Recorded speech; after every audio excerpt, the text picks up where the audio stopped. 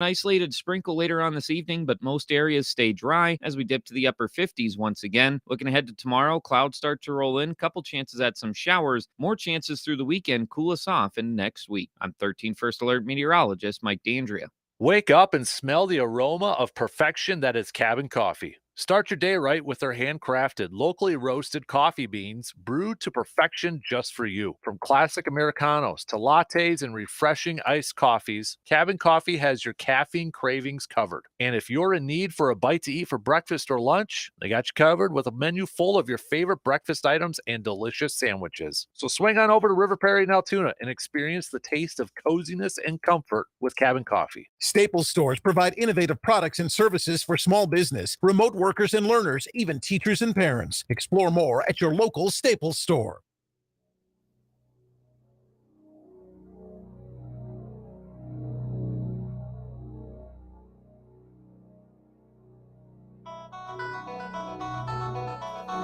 Welcome to the Dan Kasper Show. Yes, sir. Yes, sir. It's the show that features serious, thought-provoking sports talk and insightful sports commentary. You knew it! In other words, it's the show where they all talk a crap load about sports. Let's go for it! Now let's introduce your host, a man who lives and breathes and has a passion for sports. A man who breaks everything down in the sports world and gives you everything you need to know. Plus a bunch of stuff you probably don't need, but you'll still enjoy it. You can't handle the truth! Here is your host, Dan Kasper. Prime time! Prime time!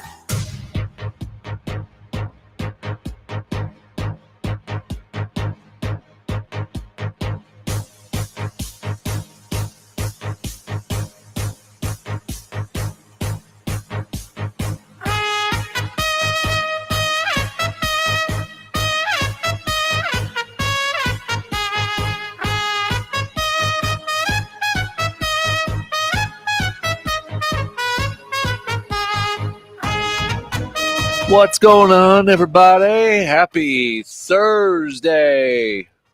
Dan Kasper Show on the air. Radio dials, a couple of those puppies coming at you. 105.1 FM, 790 AM. Also available online, sportstalk1051.com. Stream it up over there. Got the Sports Talk app. Take us on the go, wherever you're at. Or you got your Google and Alexa home devices. And, of course, the video stream that is up and rolling on YouTube, Facebook, and Twitter. How y'all doing? If you're up and at it already this morning, appreciate you making us a part of your start. What do we got on the game plan here? Well, Brew Crew inching just a little bit closer and closer to clinching another division and clinching a playoff spot for the fifth time in the last 6 years. Brewers picking up the win last night against the Cardinals. Brewers also getting some help from the Pittsburgh Pirates as the Pirates defeated the Cubbies last night. So the magic number to clinch the division, to win the division, is down to 4, and to clinch a wild card spot, 3. Could happen in the next couple of days here.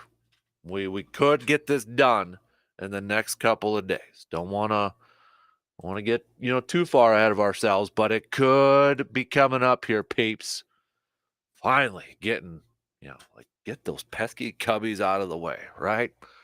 Boy, oh boy. But we're going to talk some Crew last night. Adrian Hauser picking up the win for the Brewers. Donaldson hitting another dinger. Already gotten a couple of home runs during his very short time with the Brewers. Mark Hanna continues to perform really well. We're going to talk a little bit about Mark Hanna and what he has meant to this lineup ever since he was acquired by the Brewers. He's been putting up some impressive numbers since he's been with the Brewers.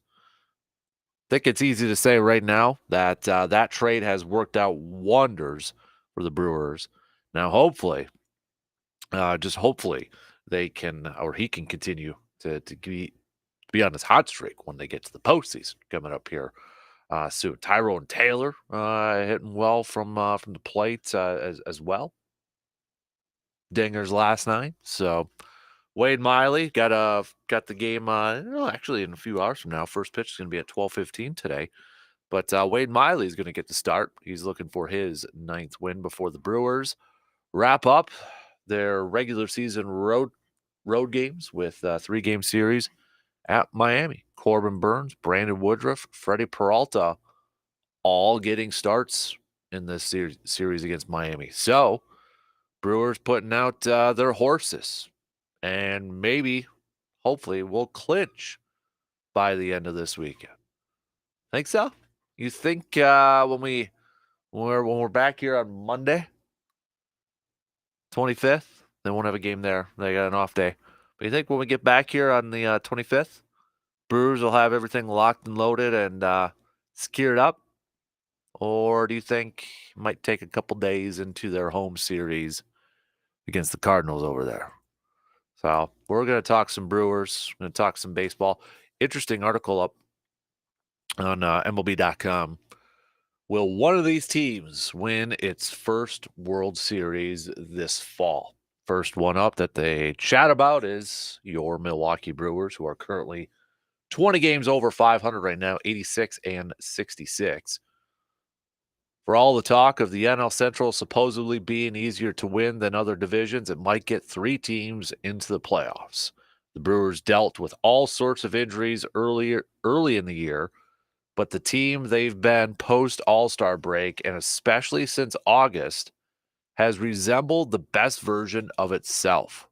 That means strong starting pitching, a lockdown bullpen, and an opportunistic lineup.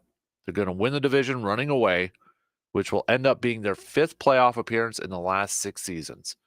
Pretty impressive for a franchise that only had a total of 4 playoff appearances ever before 2018. The Brewers are considered a quiet playoff sleeper thanks to all that pitching.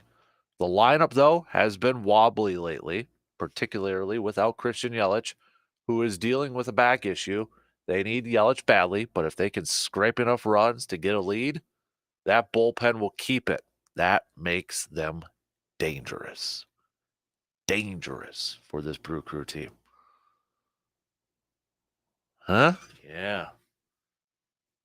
What do you think? Agree with that? Dangerous? So, well, we'll talk some baseball coming up here to lead things off early this morning. Packers returning to practice yesterday. No Aaron Jones, no Elton Jenkins, no David Bakhtiari. Christian Watson was limited in his practice. Aaron Jones did stretch during the opening period, according to the media that were there, but did not do individual drills last week. So, but maybe Watson's progressing a little bit more. Jordan Love did say yesterday that he is optimistic that both Aaron Jones and Christian Watson will be able to go in the home opener this week. But David Bakhtiari also addressing, some of the chatter out there. Did he miss the game because it was turf? Was he going to miss it because it was turf? That's been a speculation out there. He shot down all those reports, saying, "You think with what I've done, I would want to not play." Anyone who alludes to that, that's funny. For me, it's pretty devastating. Every game that goes by, I'm not getting any younger. What I want for myself and what I want to give to this franchise, it's tough. So, Bakhtiari shutting down any sort of chit chat about, or conspiracy theories might be the best way to put it out there. Any conspiracy out there that he missed the game last week because of the game being on turf. So there you have it. But it is something, it's such a tough situation when it comes to Bakhtiari. I mean, when he plays, he is one of the best left tackles in the game. But that knee, I mean, it's such an unknown right now, whether, if he's going to play in, week out, game out, that puts a little bit of a strain on what you can do on offense, what your lineup's going to look like, especially now with Elton Jenkins going to be missing some time with the sprained MCL. I mean, that makes things a little bit more difficult when it's kind of an unknown whether you're going to have your left tackle, your anchor, your best offensive lineman over there. And that's what makes it even more important to have that depth at left tackle, to have that depth at your tackle positions for a team like Green Bay. So, but we'll go through some of the other updates, including some comments from Matt LaFleur as he addressed the media yesterday as they get ready to face the New Orleans Saints. And with the Saints, they won't have their safety Marcus May, their starting safety Marcus May. He has been suspended for a few games here. I look at this Saints team, and it's only a couple of weeks into the regular season here, but you kind of look at like, okay, offensive stats, defensive stats here. When you look at New Orleans offense, where are they at? So 1, 2, 3, 4, 5, 6, 7, 8, 9. So 10th, it looks like, in total yards per game on offense. But again, it's just 2 weeks because you look at it. Okay, passing yards per game for the Saints, it's 244.5. Rushing yards per game is 101.5, but then you break it down with their rushing attack, and their leading rusher is Taysom Hill with 79 yards. He's had 12 carries for 79 yards. Otherwise, it's Jamal Williams, 27 carries for 74 yards. And defensively, we know the Saints are pretty darn solid. They're top 5 defense through the first couple weeks of the season in terms of yards given up, total yards given up. But again, just 2 weeks. But through the air, they've only given up 160. On the ground, they've allowed 102. And I know for some, they'll be like, well, look who they played. They defeated Carolina this past weekend. Their first game was against the Titans. So, again, I think it's kind of an unknown here. But, receiving wise for the Saints, Chris Olave, younger wide receiver there. Ohio State, Michael Thomas. So, we'll maybe kind of start to take a gander at this game here a little bit later on here. Also, it is Thursday, so we'll do a little receiver defer coming up around 7:40, 7:45. Outdoor tidbits. If you've got any questions for our game warden, Mr. Jake Bolks, text those babies on over to the Shoe Doctors bullpen line, 715-830-1912. Again, 715-830-1912. But let's get things going here this morning on the leadoff. We'll talk some Brewers. Brewers inching a little bit closer, just a little bit closer to clinching their 5th postseason spot in the last 6 years. I just saw this again. So 5th postseason spot. I think we're all confident they're going to get it, right? I mean, we're confident they're going to go to the postseason, right? Yeah, I don't think anybody's like still nervous. I know he's still got 3-4 games, magic number 3-4 over there. But when you put it in perspective that this could be their 5th in the last 6, they only had 4 total playoff appearances ever before 2018. It's according to MLB.com. Think about that. That's nuts. That's crazy. So Brewers getting closer. Probably going to get 90 games, 90 wins, maybe over 90 wins here. Mark Canha, I want to talk a little bit about him and just kind of the tear that he has been on ever since being acquired by the Milwaukee Brewers. That has been a move that has worked out incredibly well for both the Brewers and Mark Canha. So want to take a look at what he has done so far with the Crew, and then take a look at the series finale. They got the Cardinals again next week, but wrapping up this 4-game series against the Cardinals Wade Miley on the mound for the Crew. So we'll take that first break, and then coming up, we'll get things going here on this Thursday morning. Talking a little baseball, talking a little Brewers baseball, getting closer and closer to clinching another spot for the playoffs.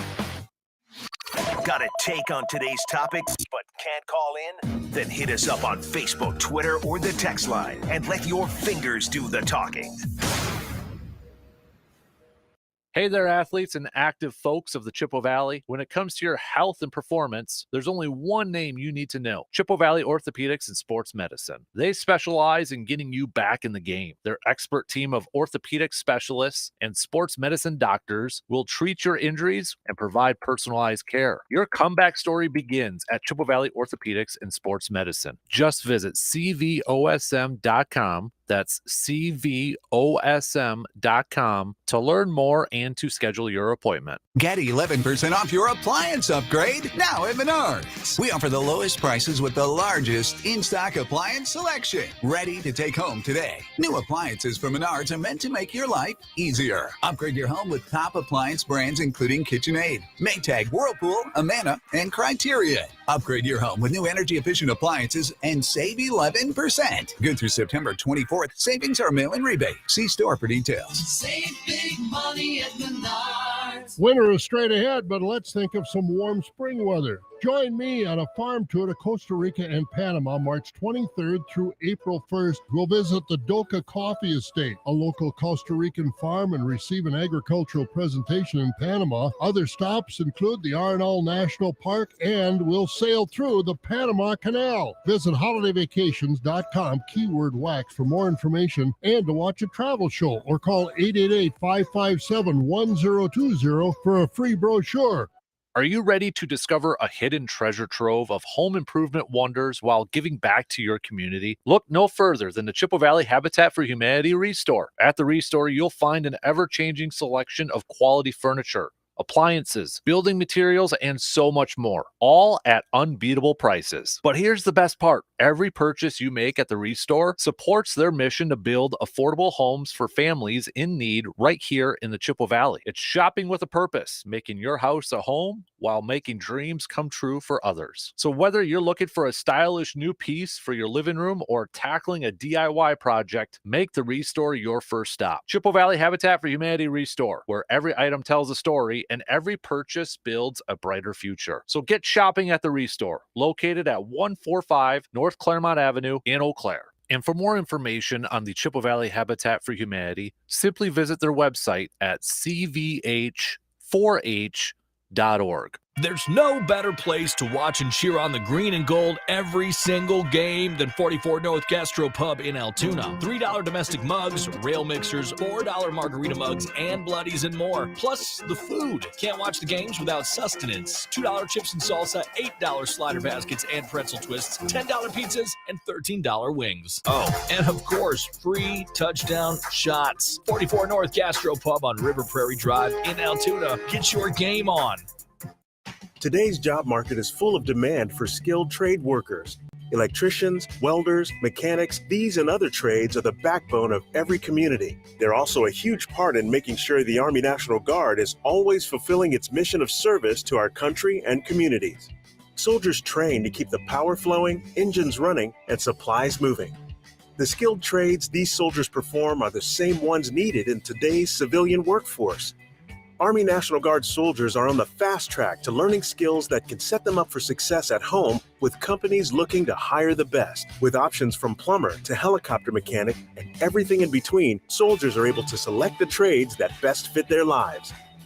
Their resumes are being built through their paid training and part-time service. Find out how you too can learn a trade profession and serve your community and country by visiting NationalGuard.com. Sponsored by the Wisconsin Army National Guard. Aired by the Wisconsin Broadcasters Association and this station. Not only can you listen to your favorite radio show in the world, but now you can watch why everyone says Dan has a face for radio. Watch the Dan Kasper Show live on Facebook, Twitter, and YouTube. Weekday mornings from 6 to 9.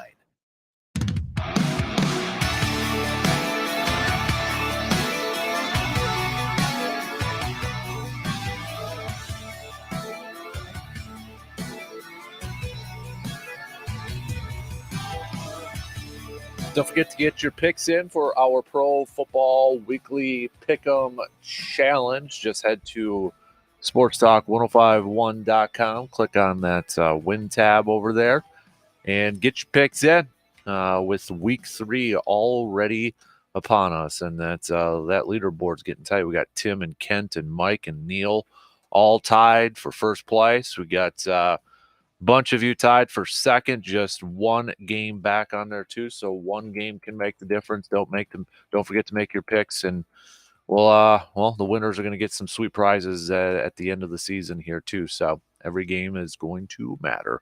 Got a big one tonight, right? Giants versus the 49ers. Oh boy, that should be a doozy. But yeah, don't forget to get your picks in again. Just visit sportstalk1051.com and click on that win tab to enter and to make your picks. Let's get things going here this morning. Talking a little Brewers baseball. Brewers inching closer and closer to clinching that spot. The magic number is now down to 4 to win the division, 3 to secure a wild card spot. They got the win last night. Pirates helping out the Brewers, defeating the Cubs as well. Josh Donaldson hitting another dinger. For the crew, Adrian Hauser was solid in his start, picking up the win.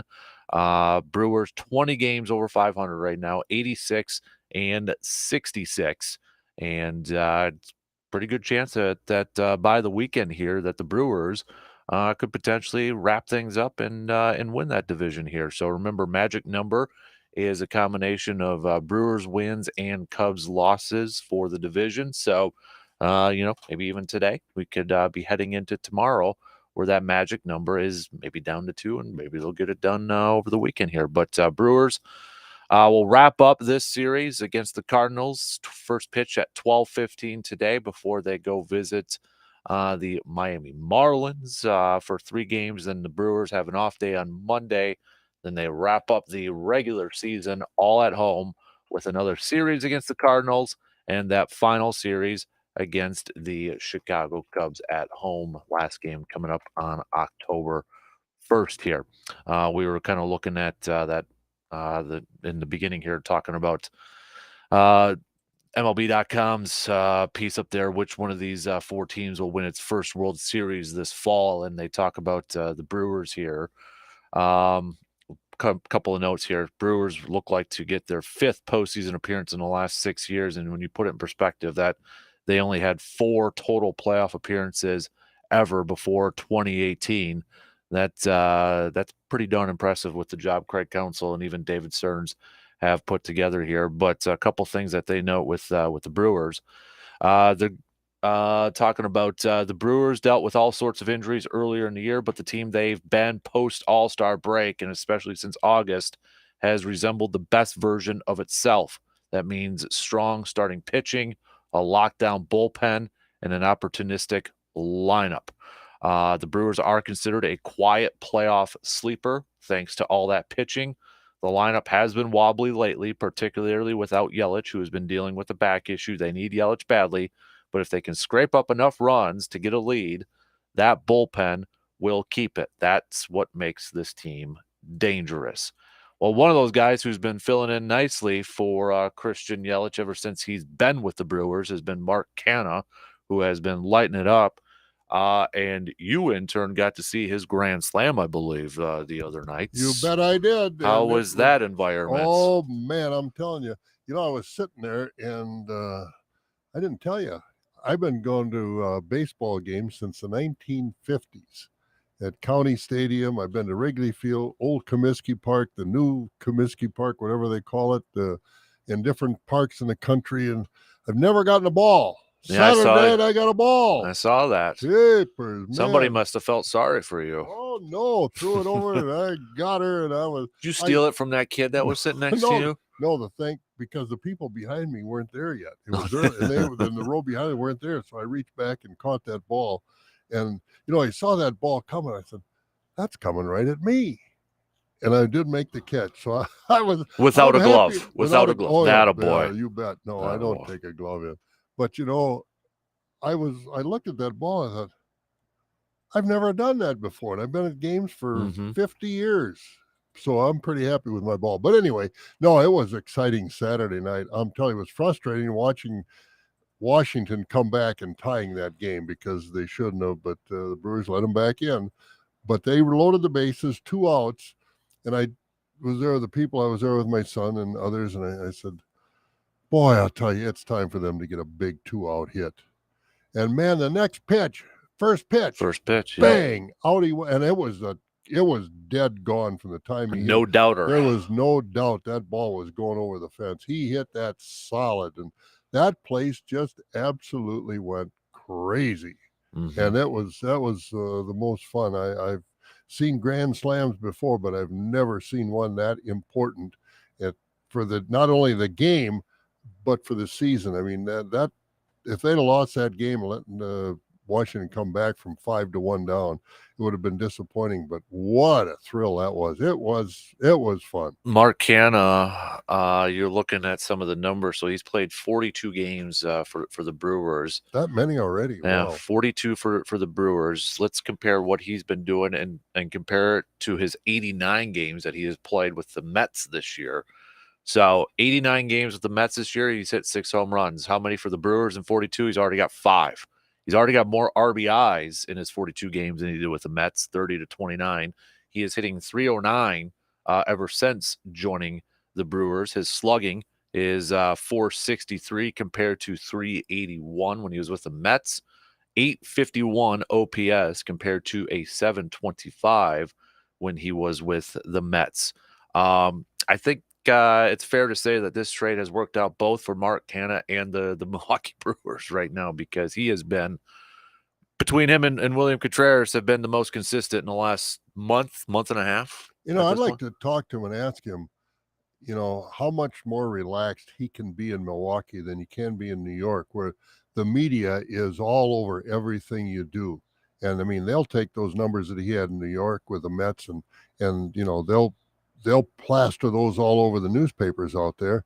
And in Milwaukee, you just kind of go along quietly.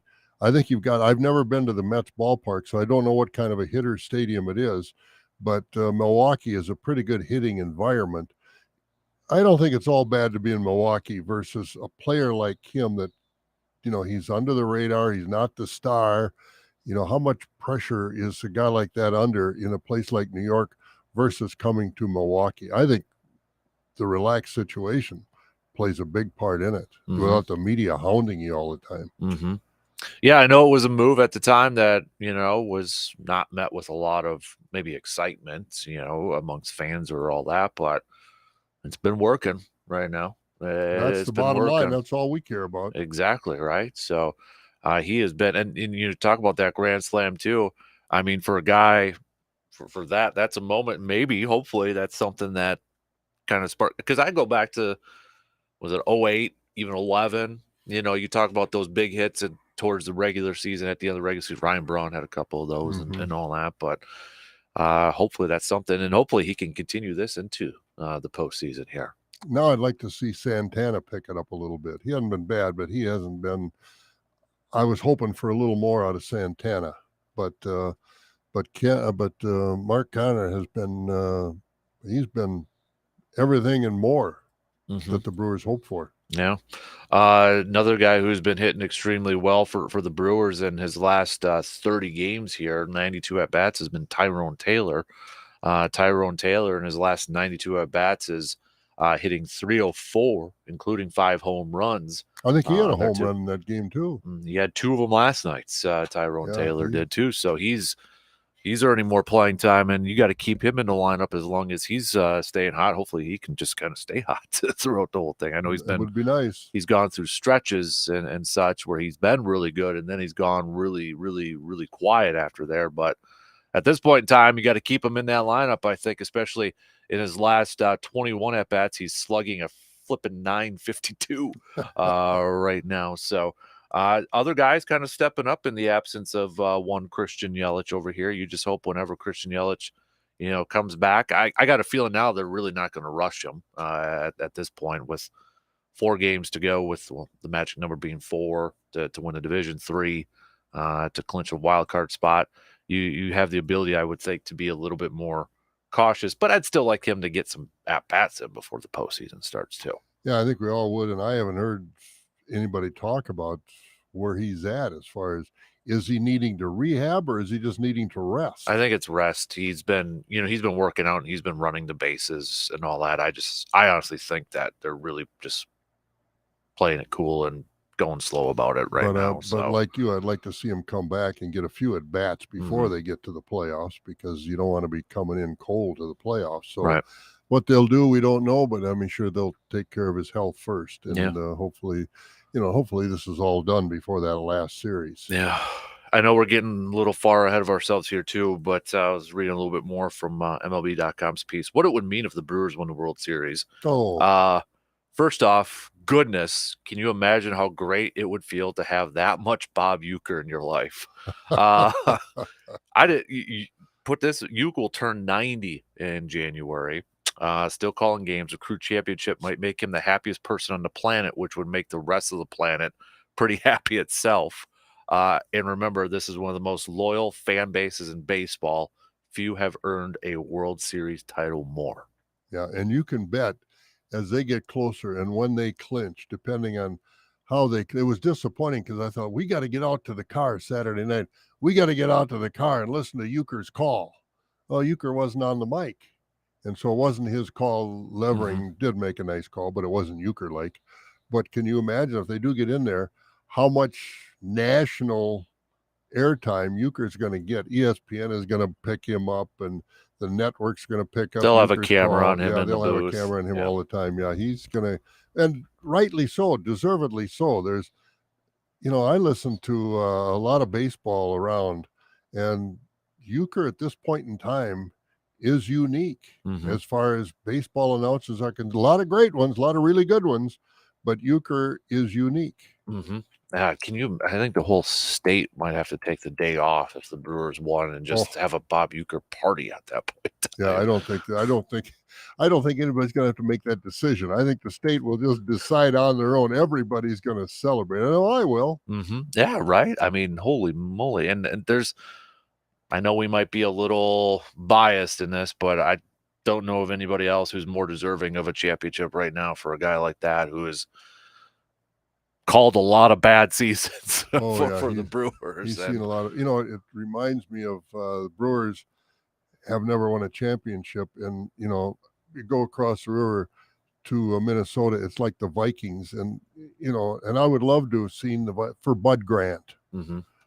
Because he was, he's a Wisconsin guy, went to Minnesota, played in the Canadian League, and came back and coached the Vikings and really did a wonderful job. And they just kind of, messed the bed in the Super Bowl a few times for him, which I thought they would have won by now. But it would be kind of like that. Bud Grant, wasn't in the public eye as much as Uecker has been, but it would be kind of the same thing. Bud Grant deserved a Super Bowl. They never got it for him. The Brewers, Uecker deserves a World Series, and they haven't gotten for him yet. We can at least add that word that they can over in Minnesota. Yeah, when they put it in perspective, too, that only 4 times that they made the postseason from before 2018, and now they've made it. Don't want to put the horse before the cart, but if they make it again this year, that'll be 5 in the last 6 years alone. And again, I think that's a credit to, we talked about it, David Stearns, but also Craig Counsell. Both those guys. Oh, no question. Turning that around and making them a perennial playoff contender. But that's where the expectations have changed now, where it's like, and it's a good thing. It's like, cool, great, but now we want a World Series. Yeah. And maybe, who knows, the new general manager, isn't he the guy that brought in Mark Canha? Yep, Matt Arnold is. Yep. And did he bring in Santana as well? Yep. So, and brought like back Wade Miley. Yeah, and so maybe this guy's on his way to becoming a special general manager too. Yeah, he's been with the Brewers for a while, but he got to start with Tampa Bay, which probably is a team that the Brewers are trying to emulate in terms of like payroll and all and that sort of stuff. But hopefully he doesn't trade Corbin Burns in the next day or two. Well, they can't. I know it, but like Stearns is so infamous for his trade. But man, this team since August has been one of the best. And we were talking about it yesterday. You look at it, fifth best overall record in Major League Baseball. The only teams that higher than them are Braves, Dodgers, Tampa, Baltimore, and didn't you got realize that. you got the. Yeah. I don't think a lot, when you put it like No. that, we kind of taking it for granted a little bit, maybe, but I don't think that's necessarily a bad thing too, because we have high expectations. Absolutely. Well, I fully expect them, to win this division. I mean, at this point in time, it would be, catastrophe if something would happen. But with the solid pitching and just enough hitting to get through, we got, and it's like when they hit, they all hit. When they don't hit, nobody hits. I mean, getting beat 1-0 by Wainwright the other day, that was frustrating. But, that's the team that get used to it. It's who they are. Yeah. Yep, exactly right. That opportunistic lineup, right? So, but I do love seeing that 7 games ahead of the Cubs right now. Oh, that's real nice. Yeah, and the Reds also lost last night. And so, their hopes are getting dimmer and dimmer as well. Yeah, if you're looking at the latest, still a crazy wild card chase here in the National League. Philadelphia holding on to that 1 spot. Arizona's got the 2 spot right now. The Cubs are holding on to that 3 spot. But Miami, and that's where you look at this series coming up, Brewers, Miami. Miami's just a half game out. Cincinnati's 1 game out. San Francisco's 3. I guess we can't completely shut the door on the Padres right now. They've won 7 in a row. They're 8-2, and they're 4.5 out from a wild card spot. Still big mountain to climb there, but they're trying to make a late push at this point. We'll see how it all plays out, but that National League wild card is far from being decided, and easily could go into the final game of the regular season. Yeah, I think so for the wild card. Hopefully not for the divisions. Yeah. American League wise, kind of the same here a little bit. Not as many teams still alive for the wild card. Tampa Bay is your wild card wild card right now, because Baltimore's leading the division, but although that division isn't settled yet. But Baltimore and Tampa Bay are the only 2 teams in the American League that have clinched a playoff spot yet. Toronto is the second wild card team, and then you got Seattle and Texas tied up at 84 and 68. That's it then, because the Yankees would be the next closest, and they're 8 back, and they're not going to be going in there too. So you potentially have a team in the American League that could be close to 90 wins, around 90 wins, that won't make the postseason, just because it's going to be a tight finish for that last AL wildcard spot. Yeah, it always gets exciting this time of the year, and who's going to step up and who's not. It's you just don't know. Brewers will wrap up this series with Wade Miley on the mound, first pitch. Slated to start at 12:15 here. So wouldn't mind opening up the program tomorrow, saying, hey, 1 back from clinching a wild card spot, or even 2 from clinching the division heading into the weekend too. So yeah, that would make me feel better too. And I feel fairly confident that when we open up on Monday, they'll have the off day on Monday. They're going to have it wrapped up by then. I hope so. It would be fun, and then they can get the pitching in order and get Yelich situated where he needs to be. And it's going to be the playoff roster is going to be interesting of who makes it and who doesn't. I think some people might be surprised. At least, and this is where it kind of sets up too. Brewers have all 3 of their horses starting this weekend series: Burns, Woodruff, Peralta. Their top 3. Just win those 3, and then you can set the pitching staff however you want, because you're not going to get the 1 or the 2. We know that. No. You're not going to get that. So maybe that's a benefit too, where they can kind of plan that, knowing, hey, we don't have to push it and try to get that 1 and 2. They can really plan everything out at that point in time. So. And I just hope Corbin Burns is on and doesn't give up home runs. That's where he kind of gets in a little trouble. Gives up, not all the time, but once in a while in a crucial game, he'll give up a home run or 2, and that hurts. So hopefully I got every confidence in the world, because those 3 guys are really, really good. And I agree with you. I think those 3 guys are gonna pull the wagon and get her done. I'm excited now. I don't know why. It's just now it's like when we're that close that it's kind of like I know we got football going on, but it's just almost like another spark kind of got lit up. You know what I mean? Like, does that make sense? It's like now we're getting close to postseason baseball, and it's like Brewers are going to be back in it. It just, I don't know. I'm a little bit more pumped up now than I was a week ago. Yeah, at this point in time. You know, and I don't know if I haven't followed this series. I just see the final score. And I don't know if the Cardinals are playing all their guys, if Arenado, Goldsmith, everybody's playing. I know they got a lot of young kids on this roster for St. Louis and some good young kids. So, I mean, they're not going to be down long. Mm-hmm. So I'm not sure how many of their stalwarts are playing. Yeah, Goldsmith played last night. So, yeah.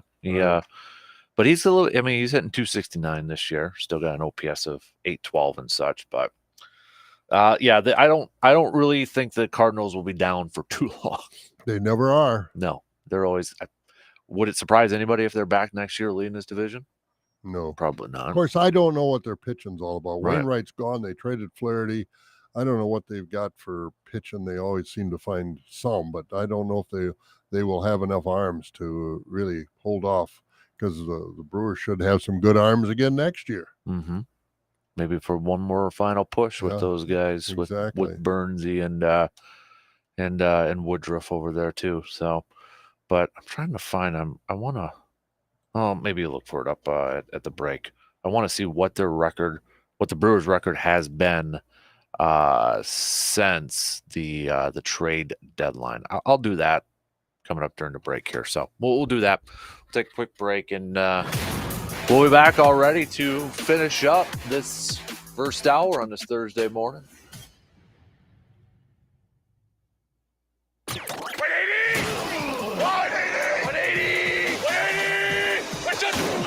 The Dan Kasper Show will be right back.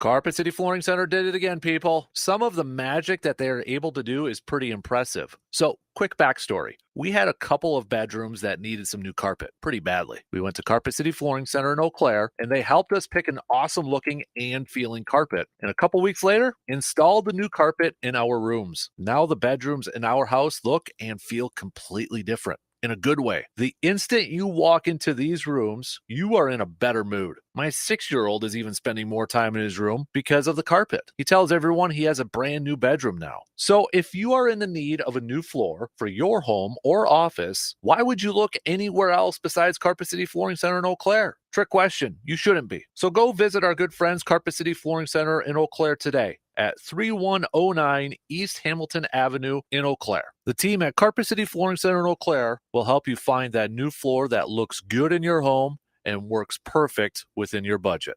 The 65th Annual Kiwanis Club of Eau Claire's Paul Bunyan Flapjack Feed, Saturday, September 23rd, from 7 a.m. to 2 p.m. at Memorial High School Cafeteria in Eau Claire. Sponsored by Festival Foods. Tickets are $10 for adults, $5 for children under 12, and children 3 and under, free. All proceeds go to service projects in the Eau Claire area. It's all you care to eat, and carryouts are available. Special appearances by Paul Bunyan and Pancake Man. Check out the annual Kiwanis Club Paul Bunyan Flapjack Feed, Saturday, September 23rd, Memorial High School in Eau Claire. Get more details online or find them on Facebook. Today's job market is full of demand for skilled trade workers. Electricians, welders, mechanics, these and other trades are the backbone of every community. They're also a huge part in making sure the Army National Guard is always fulfilling its mission of service to our country and communities. Soldiers train to keep the power flowing, engines running, and supplies moving. The skilled trades these soldiers perform are the same ones needed in today's civilian workforce. Army National Guard soldiers are on the fast track to learning skills that can set them up for success at home with companies looking to hire the best. With options from plumber to helicopter mechanic and everything in between, soldiers are able to select the trades that best fit their lives. Their resumes are being built through their paid training and part-time service. Find out how you too can learn a trade profession and serve your community and country by visiting NationalGuard.com. Sponsored by the Wisconsin Army National Guard. Aired by the Wisconsin Broadcasters Association and this station. Wake up and smell the aroma of perfection that is cabin coffee. Start your day right with their handcrafted, locally roasted coffee beans brewed to perfection just for you. From classic Americanos to lattes and refreshing iced coffees, Cabin Coffee has your caffeine cravings covered. And if you're in need for a bite to eat for breakfast or lunch, they got you covered with a menu full of your favorite breakfast items and delicious sandwiches. So swing on over to River Perry in Altoona and experience the taste of coziness and comfort with Cabin Coffee. He may not be the smartest sports talk host, but darn it, he gives 110% every time. Now here's your host, Dan Kasper.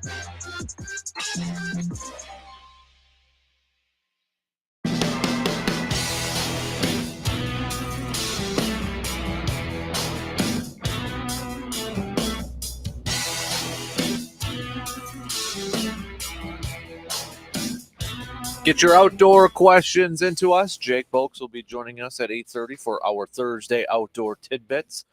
And a reminder, if any of you are having any luck with the early bow season out there or any hunting season, to send over your photos so we can put them up on the Tilden Gun Trophy Gallery board at our website, sportstalk1051.com. You want to check out the photos that are up there already? Well, just head to our website, sportstalk1051.com, and click on the Outdoors tab. But if you have any questions for Jake, text them on over to us, 715-830-1912 on that Shoe Doctors bullpen line. Drop one today. You got to load her out of the woods real early. Yeah. It's going to be hot today. No kidding, man. So, how about these numbers? So, to answer your question, see if I'm on the video stream. Let me bring it up here to get the question right. Crazy how it's has become that we expected Brewers win every game now. This has been a fun ride. Have they peaked too early, or can they ride this wave deep into the playoffs? Found this. We talk about momentum, and I think momentum for baseball heading into the postseason is very crucial for a team like the Brewers. We've seen it how many times, Phillies last year, Nationals a few years ago. Offensively, the Brewers so far in the month of September have posted their highest batting average, 262, their highest on-base percentage, 341, their highest slugging percentage, 415, and their highest OPS at 756. Their offense is playing their best baseball at the best time, I think, right now. Yeah, if you follow the Brewers, you know that. I mean, what was the frustration we've been talking about since April? They can't hit. They can't hit with runners on base. They can't hit with runners in scoring position. They've done it in September for the most part. They've had a good month, no question about it. And, I'd rather see them, they talk about peaking. I wouldn't call this peaking. I'd say they're trending. They're trending in the right direction. I mean, I think they're getting comfortable, and I don't call them peaking at all. Trending is a better word I'd use. Yeah, and if you want to do the pitching side of things and kind of just focusing on the big three, well, Brandon Woodruff, we know how awesome he has been in September. He might be on his way to being the third Brewers pitcher in a row to win Pitcher of the Month here in September. In 3 games, he's 2-0 with a .41 ERA.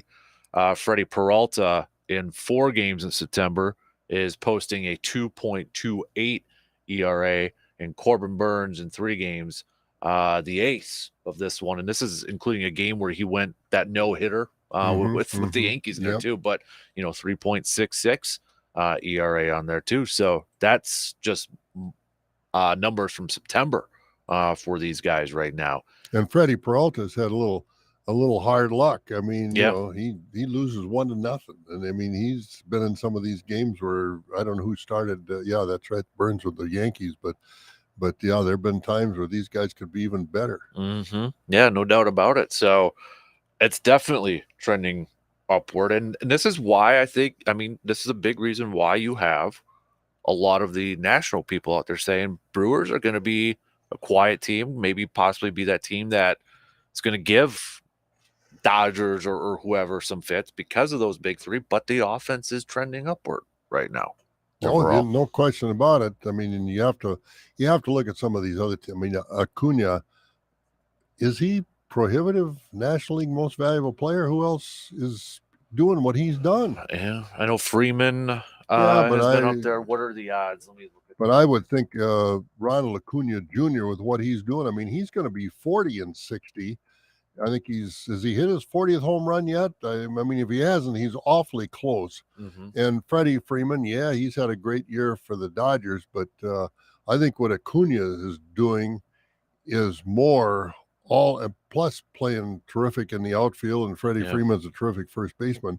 But I think the overall game that Acuna has given you with power, with speed, just, and we always talk about putting pressure on the defense. Well, he's like Ricky Henderson. You could put him on first base and it's a double. Yeah. That's pretty much what he's been. It's National League odds, according to various, if you're a betting person, but Vegas Insider, it's Ronald Acuna Jr. and I mean, it's not really that close. Mookie Betts has the second best odds right now. And isn't that even more crazy when the Braves won the World Series? Ronald Acuna Jr.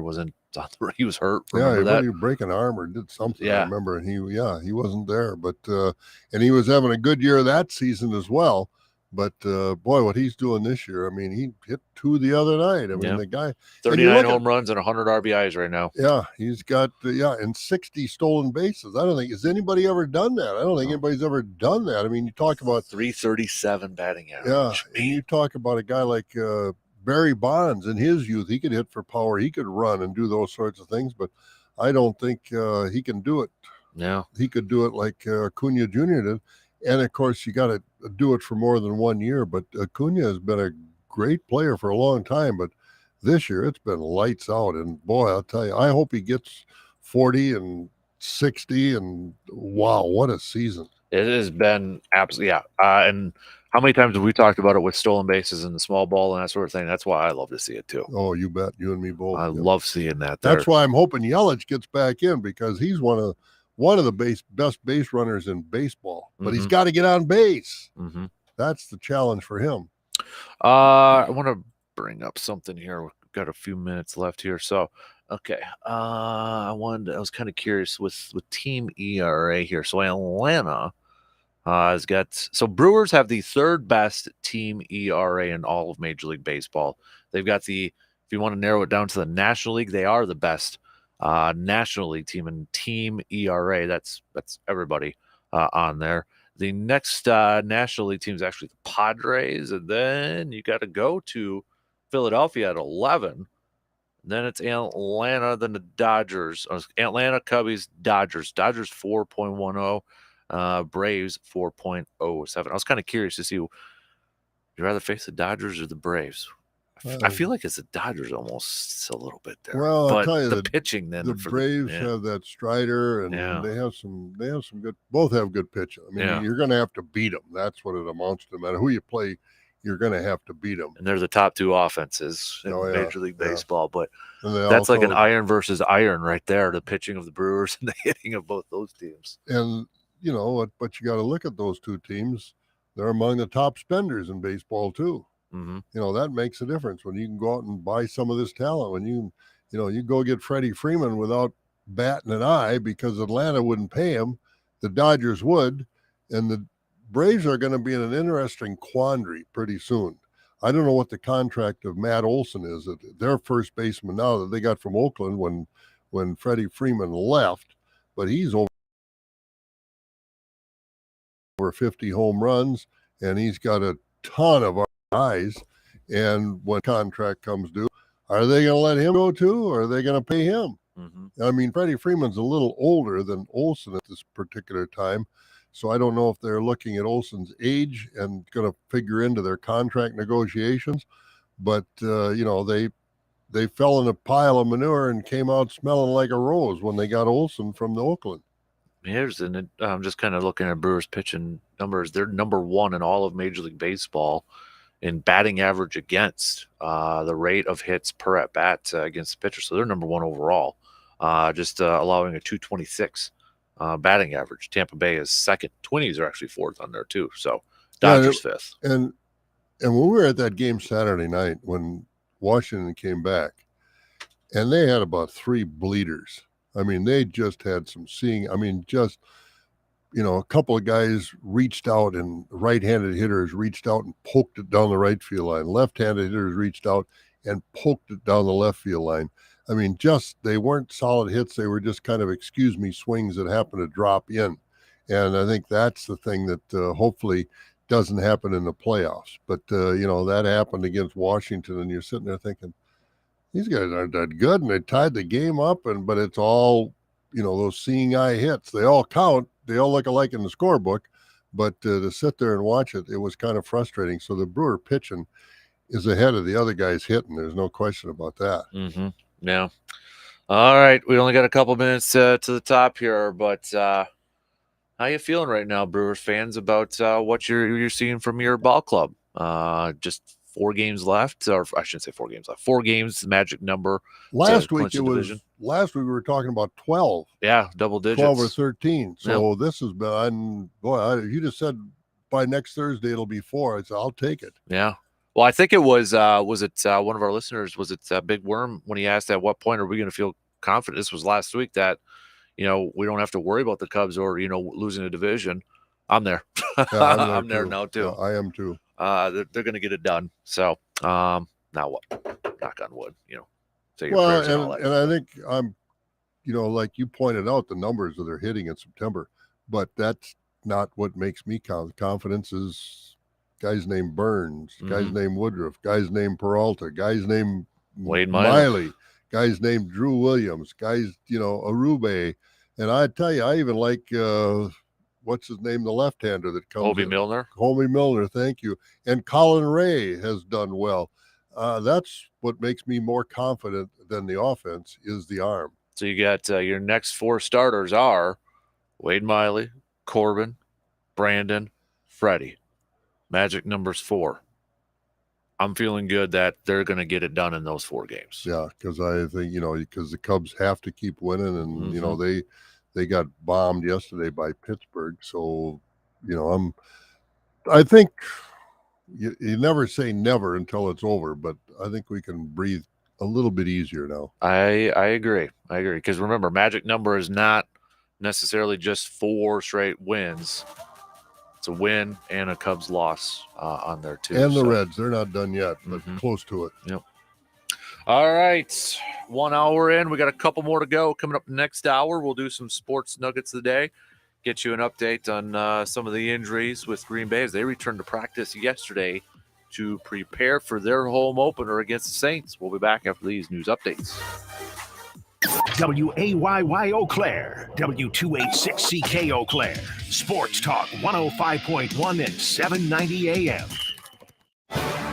From the 715 Newsroom, it's Morgan McCarthy with your news on Sports Talk 105.1. Well, good morning. Here's what we're learning today. Sheriff Hakes has responded and says he didn't do anything wrong, and beyond that was shocked to learn that anyone in his office thinks he did. Yesterday, he did issue a response after county supervisors met earlier this week behind closed doors to talk about allegations from someone in the sheriff's department about hostile workplace conditions. You can find both responses online straight from the source when you click at 715newsroom.com. Meanwhile, from Chippewa, we have to Eau Claire, and that's where police are warning about a scam. You may have seen this on socials yesterday. So somebody's calling and pretending to be the Eau Claire Police Department. It's not them. They want to warn people that there's somebody calling around and faking a number from Eau Claire Communications Center. They're telling people that they owe a fine or they're going to jail, and their scammers are demanding to be paid, oftentimes with gift cards, which is the real red flag there. Of course, police don't do that. If you get that call, you just want to hang up, move on with your day. Let's move on to the jump rope capital of the world. If you drive in Bloomer, then you'll see a tank, as the Bloomer Veterans Memorial added a new M47 tank yesterday. Veterans have been working for about a decade trying to get the tank to the community, and it came over 1,000 miles from a museum in Virginia. And in Bloomer, you'll see it facing the old Veterans Memorial. All of that was covered through donations and fundraisers. As we look to headlines that stretch the state, we take it to the Capitol with a Gun Violence Prevention Day of Action. Heidi Johnson is with WAVE, a statewide organization dedicated to preventing gun violence deaths and injuries, saying, over 100 people from across the state are coming together to the Capitol building to talk to their legislators and make sure legislators are aware that gun violence is a huge problem in our state. Advocates will be urging lawmakers to act on stronger gun laws, including expanding background checks for purchases. And what's for dinner? I don't know. Where do you want to go? I don't know. Where do you want to go? Sound familiar? Why is it so hard to decide where you want to go to eat? It's called decision fatigue. By the time we get through the day, the average adult has made about 35,000 decisions. So no wonder we can't decide what to eat for dinner. The online website Seated says we spend about 2.5 hours every week figuring out the last meal of the day. The National Institute of Health says there's just too many choices. And when that happens, we humans take shortcuts and usually order takeaway. I'm Bree Tennis, NBC News Radio. Same thing I struggle with every time I try to get a burn in on Kasper. It's called decision fatigue. I mean, frankly, look at the guy. There's just too many choices. For Sports Talk 105.1, I'm Morgan McCarthy. Most of us starting off the morning in the 50s and 60s, pretty much a carbon copy of yesterday on tap, as we'll have abundant sunshine throughout the day and temperatures climbing to the low to mid 80s. Maybe a chance at an isolated sprinkle later on this evening, but most areas stay dry as we dip to the upper 50s once again. Looking ahead to tomorrow, clouds start to roll in, couple chances at some showers, more chances through the weekend, cool us off in next week. I'm 13 First Alert meteorologist Mike D'Andrea. Protecting the Mississippi River,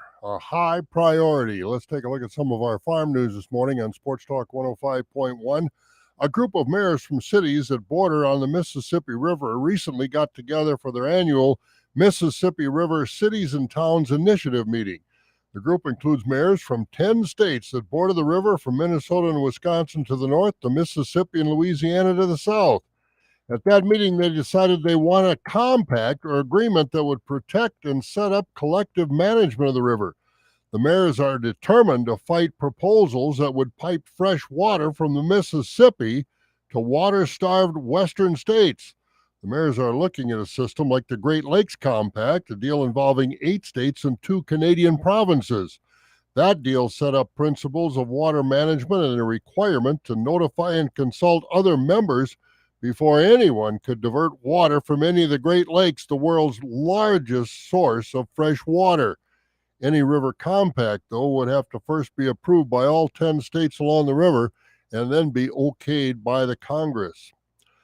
Other important waterways for agriculture are also in the news. The ongoing drought in many parts of the world has lowered water levels at the Panama Canal. That has meant more restrictions on the size and number of cargo vessels going through the canal each day. The number is down from 36 per day to a maximum of 32. That's expected to be the case until well into 2024. Currently, over 100 cargo ships are waiting to go through the canal, which is the preferred and cheapest route for cargo coming from Asia to our eastern shores. And the celebration of the cranberry industry begins tomorrow. Wisconsin, of course, the largest grower, producer of cranberries by far in the country. Celebration, the 50th annual Warren's Cranberry Festival down in Warren's. It all starts tomorrow morning and it runs through Sunday, and it is a great, fun celebration.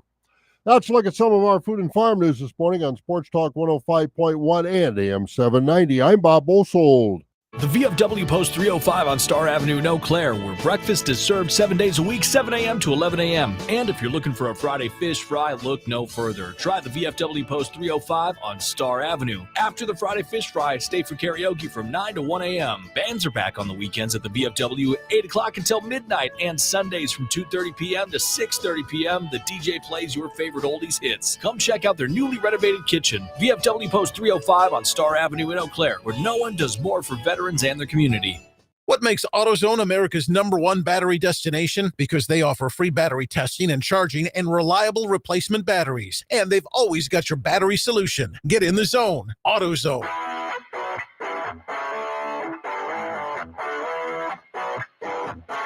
Crank it up.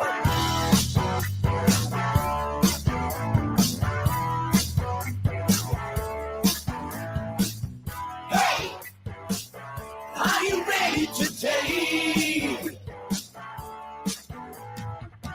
Get up. He's on his way.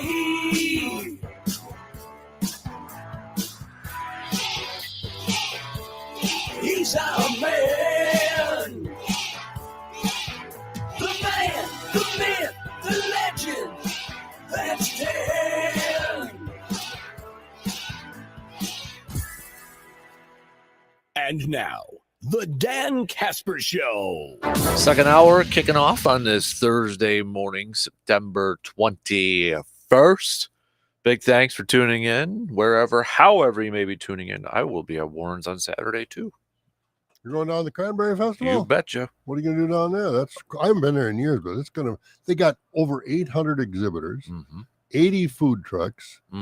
Miss America is going to be there for the parade on Sunday. She's from Wisconsin. Yep. They're going to have a flyover from, Volk Field or where. I mean, it's going to be quite a deal. 50th anniversary of the Warren's Cranberry Festival. Wife and I do a lot of our Christmas shopping over there for family. So, well, you should have a good opportunity, I'll tell you. That's for sure. Yep, we've been doing it the last few years, and we're gonna. It's an easy way to finish up some Christmas shopping for some people. So yeah, it really is. Good food too. Holy moly! Oh, 80 different food vendors. Yes, trucks, and turkey legs that are on there. Oh yeah, it's a good place. And a lot of the we hit up a lot of like the syrup and beef jerky. And stuff like that too. So, yeah.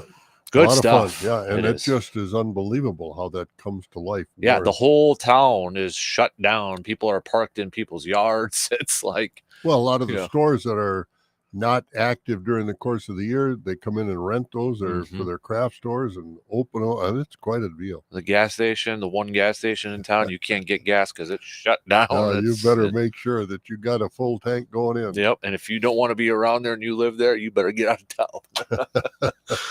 But no, it's a lot of fun over there too. So let's do some sports nuggets of the day here. To kick things off, brought to you by Yancey Associates. 1970, Monday Night Football made its debut on ABC. Game was between the Cleveland Browns and the New York Jets. Browns won 31-21. 1971, the American League approved the move of the Washington Senators to Arlington, Texas.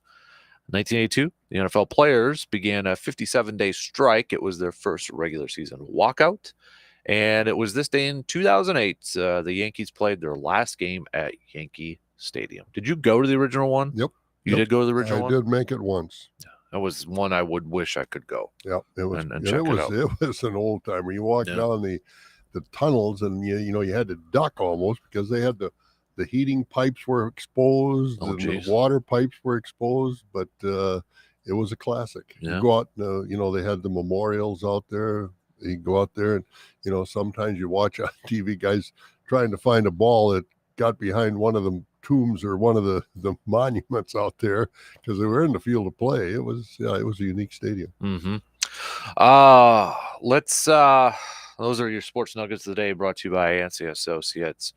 A couple of texts to get to here. G-Man, Brewers will win it all. Go Brewers. What else would you expect from the G-Man? Right, exactly. I wonder how many baseball, when he breaks down all the uniform jerseys he's got, I wonder how many are baseball versus football versus basketball. G-Man, break it down for us. Yeah, and I don't know if he's got soccer or anything like that. But I don't know. C-Bomb said that the only other on-air personality that deserved a ring like Uke was Harry Carey. Over there, too. Vin Scully with the Dodgers, Jack Buck with the Cardinals. I mean, these were classic guys that were with those teams forever. So but they got their rings. I'm sure that's what he's probably talking about for those that don't have them yet. Harry Carey deserved one too, and he never got one. Yep. Texture, not sure the name on here, but said 30 and 60, never been done. Acuna is on pace for 40 and 70 for intern. So wow, yeah, thank you for that. That's incredible. And for we all played baseball, and you couldn't do it in the Chippewa River League. I mean, they play 162 games, obviously in major leagues, but the equivalent of it. This is a remarkable accomplishment this kid is getting done in the major leagues. Yep. All right, so let's do I'm curious if we have any Bears fans listening, because I would I would love to tune into Bears sports radio this morning. I'll tell you, my brother lives in Madison and he loves to listen to Bears post-game shows and the Monday. I mean, they got Dan Hampton and some of these other guys, and they are just brutal. The management doesn't know anything. The owners don't know anything. The coach doesn't know anything. And this is, I mean, he said it's the greatest show on radio to listen to these guys ramble on and on and on, because they'll go on for hours and talk about how bad the Bears are. So I don't know if it's such a thing as, do we have any Bears fans listening, or do we have any Bears fans listening that will admit they're Bears fans? I know we do. Some have said it before, but I don't know if you've paid attention to what was happening yesterday with the Bears. Yeah. So their defensive coordinator resigned. There's a bunch of rumors going around whether Hallis Hall was raided by FBI agents in his defensive coordinator's house. That hasn't been confirmed, but he has resigned. Then Justin Fields yesterday. Because I follow some Bears beat reporters on Twitter, and a lot of them were like, I can't believe what's going on like this day. It was just that it filled their probably a whole week of articles and this talking is only points. week 2. Yeah. Justin Fields yesterday talking to the media said he admits he felt like he was robotic and not playing like myself. He intends to change that. Quote, my goal this week is to say F it and go out there and play football like I know how to play football. That includes thinking less and just going out there and playing off instincts rather than say so much info in my head and data in my head, and clearly just going out there and playing football. That's when I play my best, is when I'm out there playing free and being by myself. So I'm going to say kind of bump all the what I should, this and that pocket stuff. I'm going out there to be me. And he was asked about, why kind of being robotic in that. Could be coaching, I think. But at the end of the day, they're doing their job when they're giving me what to look at and stuff like that. But at the end of the day, I can't be thinking about that when the game comes. I prepare myself throughout the week. And when the game comes, it's time to play free at that point. So just thinking less and playing more. Now, later on, of course, he addressed those and kind of blamed the media for spinning it, although Justin, you literally said it was coaching, so can't spin it too much there, Mr. Fields. So. No, the Bears are in a tough situation, but it seems like they're that way every year. Mm-hmm. I mean, the Bears really are struggling right now, and of course now the media is all over them, and Chicago sports radio is all over the Bears, as they usually are, because the Bears haven't done much in the past. Well, they've had one really outstanding year since 1985, when they made it to the Super Bowl and got waxed in the Super Bowl, but it's been a tough struggle. Mm-hmm. Yeah, it is. I kind of wonder if Luke Getz, either offensive coordinator, BFF to Aaron Rodgers, is probably going to get let go here soon at some point. But it's not good for a team that traded away the number 1 overall pick. And they're 0-2, and their quarterback is under question, and whether he's going to be the future guy or not. But yeah, not good. Could always be worse, Packers fans, right? Good, well said. Could always be worse. Well said. We could be the Bears. Yep. And Minnesota's 0-2 as well, and they've got the Chargers coming to town too. So. They did make a move though to get a running back, and again they let. They traded a ham sandwich for that. I know they let Dalvin Cook get away last year, but again, if you don't want to pay a guy, he's going to go someplace where he can make some money, and that's the business of football. Yeah. So, should we talk some more before we get to the Packers? I wanted to see if you were going to vent here a little bit, because not only were you at the Brewers game, intern, you were also at the Badgers game against Georgia Southern. Yes, I was. So pretty ugly in the first half. I was going to say, how different was the environment from first half to second half over there? Completely different. I mean, it was the first half where you sat there and said, I can't believe this. This is Georgia Southern. This isn't Ohio State or Michigan. This is Georgia Southern. And then the second half, they came. I think somebody told this air raid offensive coordinator, Phil Longo, that put the air raid aside and let these offensive linemen work up a lather. Let Braylon Allen and Ches Malusi, and it's the best game Mordecai played at quarterback. I mean, he finally saw the field. And in the second half, it was like two different teams. Now, what they did at halftime, or if these guys just woke up, I don't know what happened, but it was two different teams. No question about it. Yeah. What was the chit chat around with the rest of the fan base? Did you talk to anybody else there? Like, was there a big vent session, or what? No, was there I like think, a I think conversation? people are to the point now of, we read too many press clippings. This is still a work in progress. A lot of these guys are from last year's team. And until, he wasn't going to come in here and win a national championship. They're saying Wisconsin's going to win the West and the Big Ten. If they do, and they've got a shot at it, no question, it's going to take a major effort. Nobody's going to lie down. The Badgers aren't that much better than anybody else in the Western Division. And they're not at the same level as Michigan, Ohio State, and Penn State by any means. They have no pass rush, and their defensive backs are still questionable, and so they've got some more recruiting to do. So this year, hopefully, he can improve from where they were last year. But this is not going to be a team that's going to win the Big Ten. Reminder: their game is tomorrow night. Remember, it's not Saturday, so they start their Big Ten schedule tomorrow night at Purdue. Was it 6 p.m. Kickoff? I believe tomorrow night, somewhere around there. So. Yeah, I know we got, and it's right in the middle of the high school football season too. So I know that's got that going on as well too. But in case anybody's, just a reminder, that Badger game is tomorrow night at Purdue. So don't just assume you're going to be getting up Saturday morning and clicking on the Badger game. What the heck? I can't find it. So they're on tomorrow night. So then the bye week before Rutgers, that big game against Rutgers. But here's the thing. It might be close. In Rutgers the first half. isn't all that bad. Yeah, they'll fight you. Then that interesting stretch with Iowa coming up in the middle of October. And Iowa has a defense again. Last year they were an outstanding defense. We got Lucas Van Ness from the Packers off of that defense, and their defense is still good.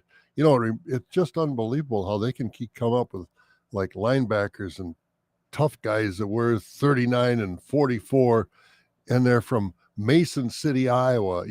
It's like coming out of Marshfield, a city about that size.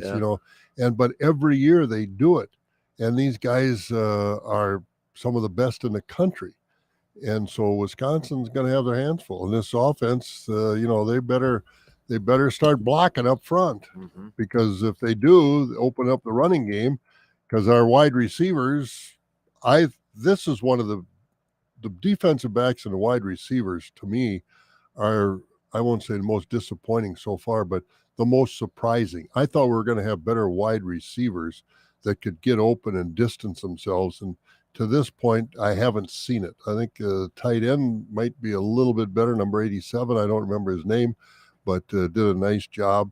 And so I think some of these guys have some room to grow, so to speak, as far as helping this team get better. But wide receivers and whether this is part of this air raid offense that they don't have the right type of receiver, I don't know.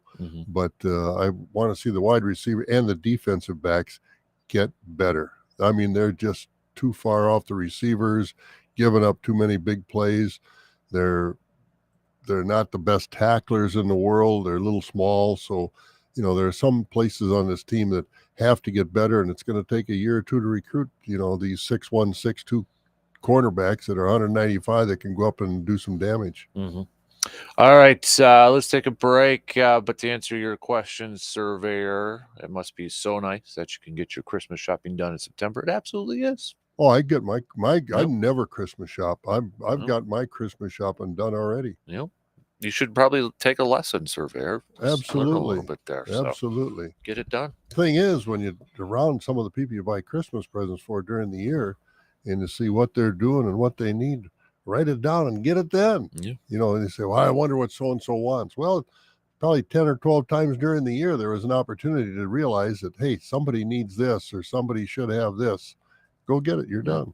It's a perfect place for your grandma who likes craft stuff. Absolutely. So, and it's homemade. It's from Wisconsin. Yeah. It's what's good your stuff. deal, Surveyor? Jeez, man. Get out a little bit. Yeah, right. No kidding. Wow.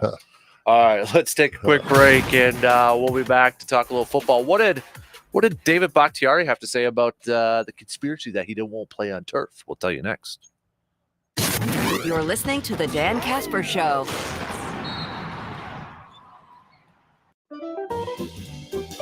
Get ready to save half with half-off deals. It's a great way for you to get goods and services that you will love, and you don't have to pay full price. Start saving this Friday, September 22nd, with Midwest Garage. Be ready with your credit or debit card and get ready to save with this week's half-off deals. For more details and to find out about all the savings, just go to aroundthe715.com. Are you tired of living with constant pain? Well, it's time to take control of your well-being and experience the healing touch of Shepke Chiropractic. Whether you're struggling with back pain, headaches, or even stress, Shepke Chiropractic is here to listen, understand, and provide effective solutions tailored to your unique needs. They believe in treating the root cause, not just the symptoms, so you can experience lasting relief and improved quality of life. Their welcoming environment and compassionate care ensure that you're treated like family. They're not just focused on your spine, they're focused on your overall well-being. Don't let pain dictate your life any longer. Take the first steps towards a healthier, happier you by scheduling a consultation with Shepke Chiropractic today. And to make things easier for you, they have 2 locations to help better serve you. Rediscover the joy of pain-free living with Shepke Chiropractic. Visit ShepkeChiropractic.com for more information and to schedule your appointment. Your journey to a healthier, more fulfilling life starts here. Now at Staples, the prices of HP printers are dropping. Save on HP Smart Tank and enjoy even more savings on ink. Save on the HP Inkjet, perfect for high-quality pics. Save on HP laser printers, great for tackling high-volume document printing. Now through September 30th, save on Staples' entire selection of HP printers, some as low as $69.99. With HP printer price drops at Staples, now is the time to upgrade to HP, America's most trusted printer brand. See staples.com/HP for details. Service Master of Chippewa Valley is your local expert when it comes to fire and water damage, carpet and air duct cleaning, mold remediation, and trauma. They're when you need them 24 hours a day, 365 days a year. Trust comes in the yellow truck. Learn more at ServiceMasterChippewaValley.com. Ew. Gotta get rid of this old Backstreet Boys t-shirt. Tell me why. Because it stinks, boys. Tell me why. I've washed it so many times, but the odor won't come out. Tell me why. No, you tell me why I can't get rid of this odor. Have you tried New Downy Rinse and Refresh? It doesn't just cover up odors, it helps remove them. Wow, it worked, guys. Yeah. Downy Rinse and Refresh removes more odor in 1 wash than the leading value detergent in 3 washes. Find it wherever you buy laundry products. The Shoe Doctor is known for quality footwear. Remember, the Shoe Doctor can keep your feet comfortable during all the different outdoor weather and activities here in the Chippewa Valley. Work boots, casual shoes, sandals, and more from brands you trust like Keen, Merrill, Chaco, and Dansko, and that's just to name a few. Located on Claremont Avenue in Eau Claire, you can also visit them online at ShoeDoctorFootwear.com. The Shoe Doctor, quality footwear for work, sport, and fun. Hi, it's Steve Mann. Have you heard the commercials for the Mark Patrick Stop Smoking seminars? And they said only $49.99 and it could work for you. So I thought, that's not even a week's worth of smoking. So I went. And guess what? It did work for me. You know, my friends and family are still amazed. I quit smoking.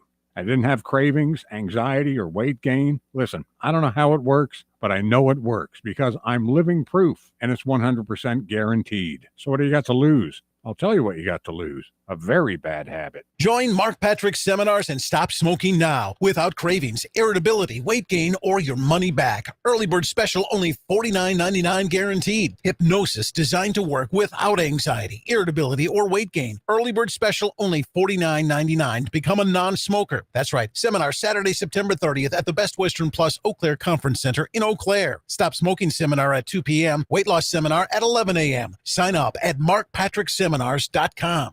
More than the scores. More than the news. It's Sports Out the Squeaker.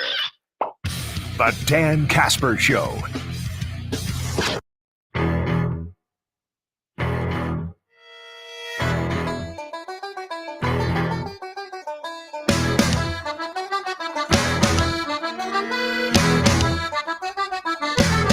You hungry for the best cuts in town? Well, look no further than Mike's Star Market in Eau Claire. At Mike's Star Market, they take pride in offering you the juiciest steaks, the tastiest brats, and a wide selection of other meats for you to choose from.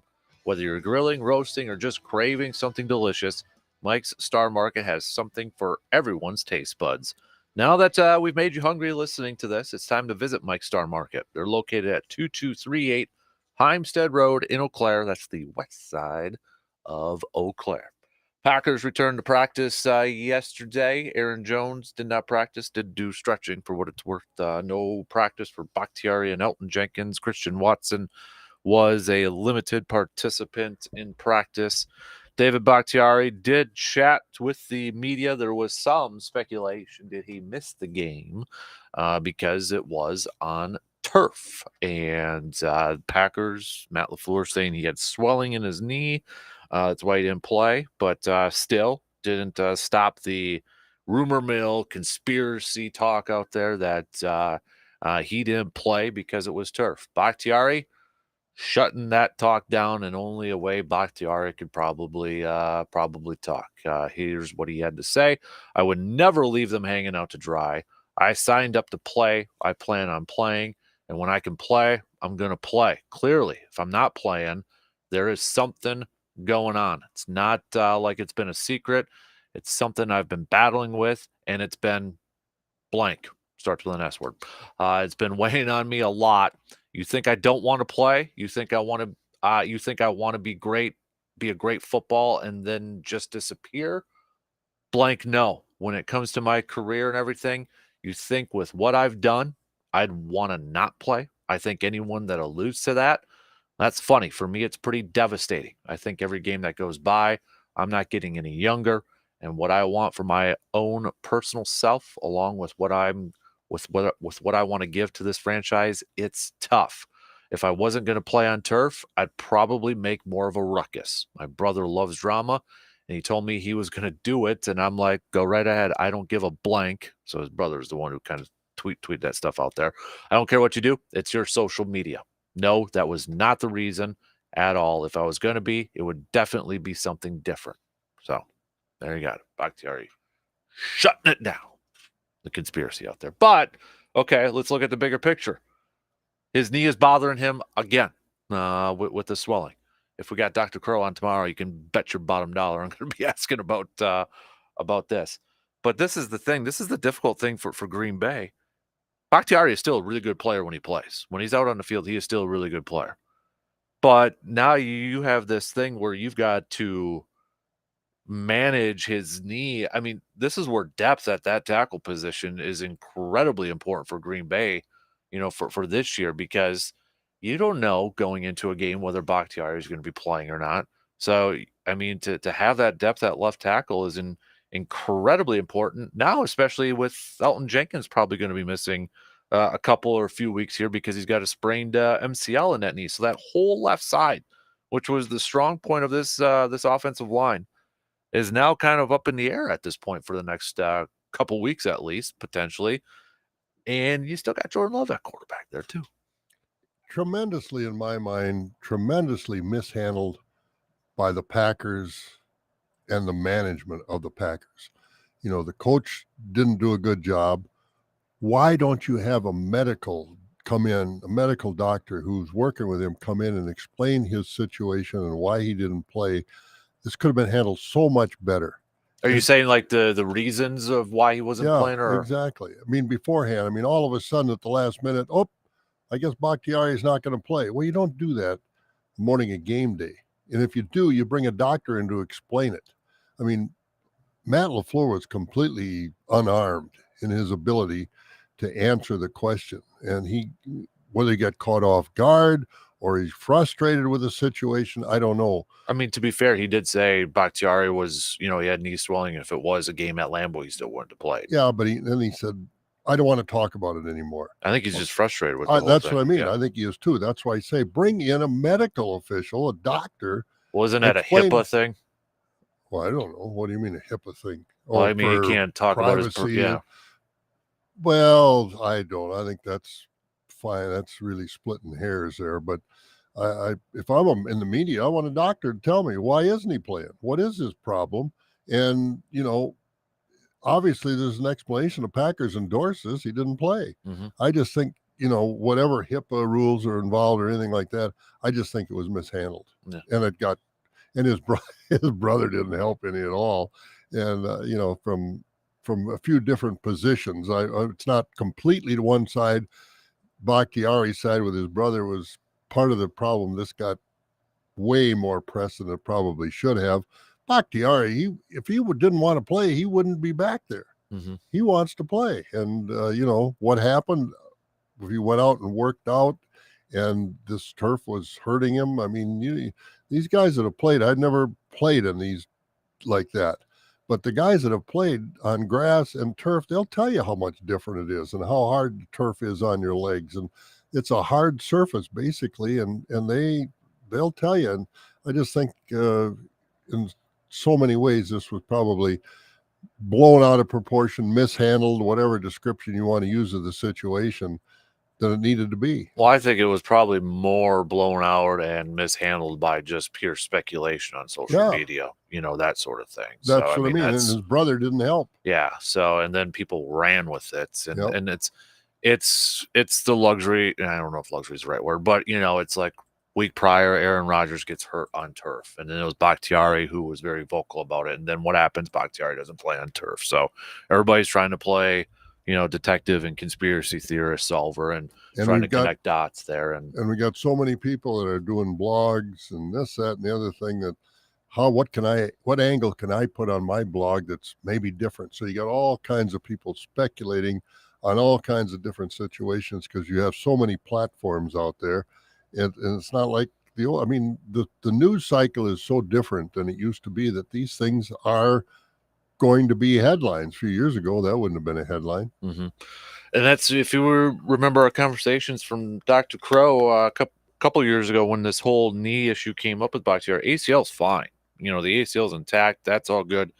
It's that swelling in that knee and that cartilage issue over there too. That's why I'm hoping we can get a chance to talk with Dr. Crow tomorrow about this. Mm-hmm. But I don't know what the pressure from artificial turf is to cause that swelling more than on well, you had the swelling before the turf. Yeah, I know, I realize that, but I mean, why that might be still more of an issue than playing on the natural surface. Well, I mean, I think, well, again, LaFleur said he probably wouldn't have played if it was on Lambeau, so he would have, the swelling was there before working out on the turf or anything like that. He hasn't practiced at all in the regular season.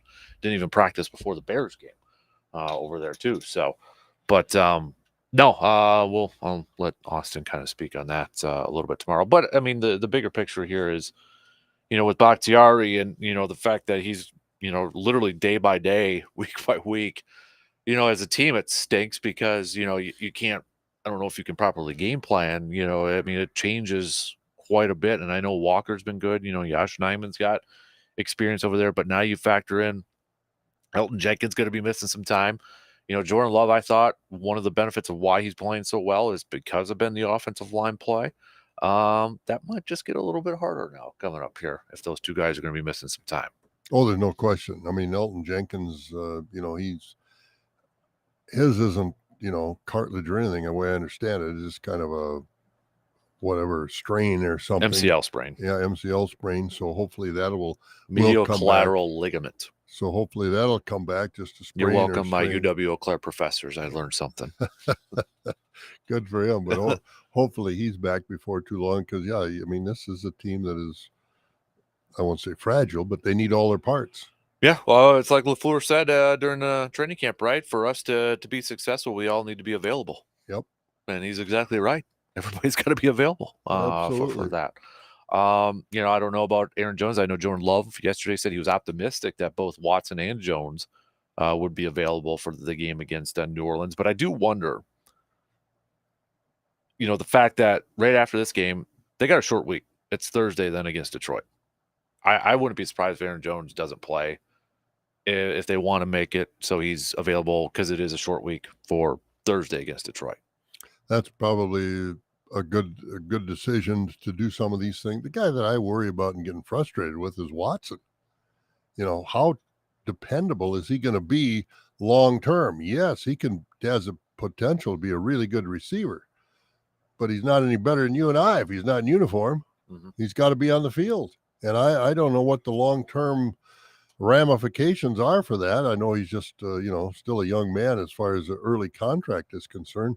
But, he doesn't want to get a reputation of being a part-time receiver. Mm-hmm. That doesn't bode well for a big contract that I'm sure they all look for. Mm-hmm. Yeah, we'll see if he's out there this week, though. But nonetheless, Jordan Love has been spreading the ball around. That's for sure. He hasn't really. Look at some of the leading receivers out there. It's nobody's really.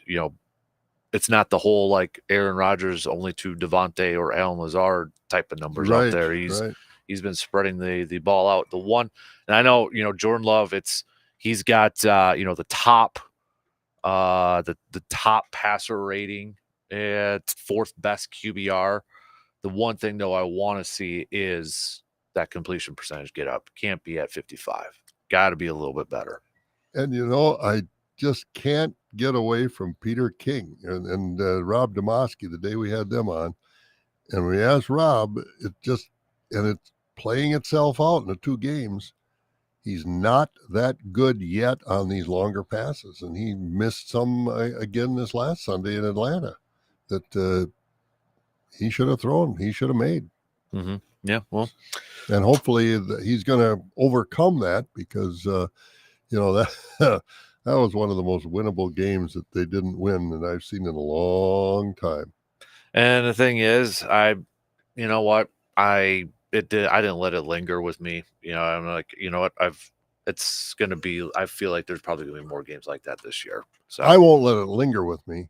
It's frustrating. It's frustrating because, it's some of the veterans that, that have got to come through and got to get the job done because, this team doesn't have that quarterback that can cover up your sins.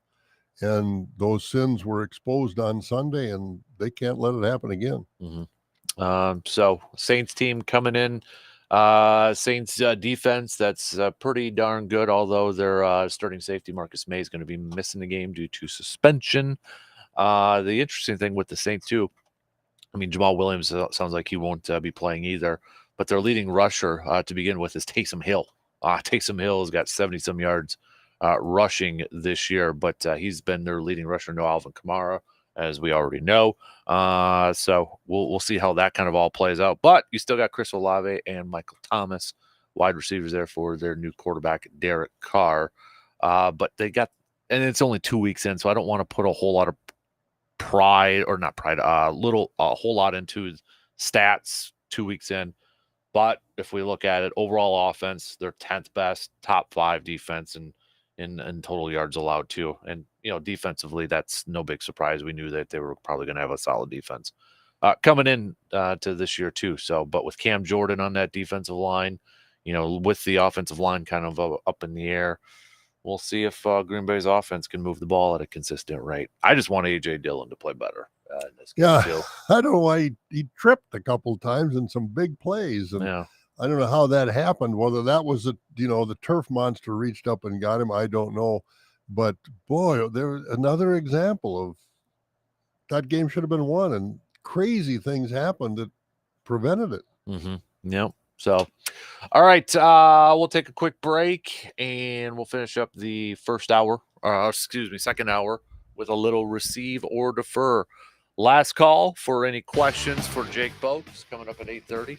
Our conservation warden buddy over there. Hit us up with some text, 715-830-1912. We'll be back in just a few minutes.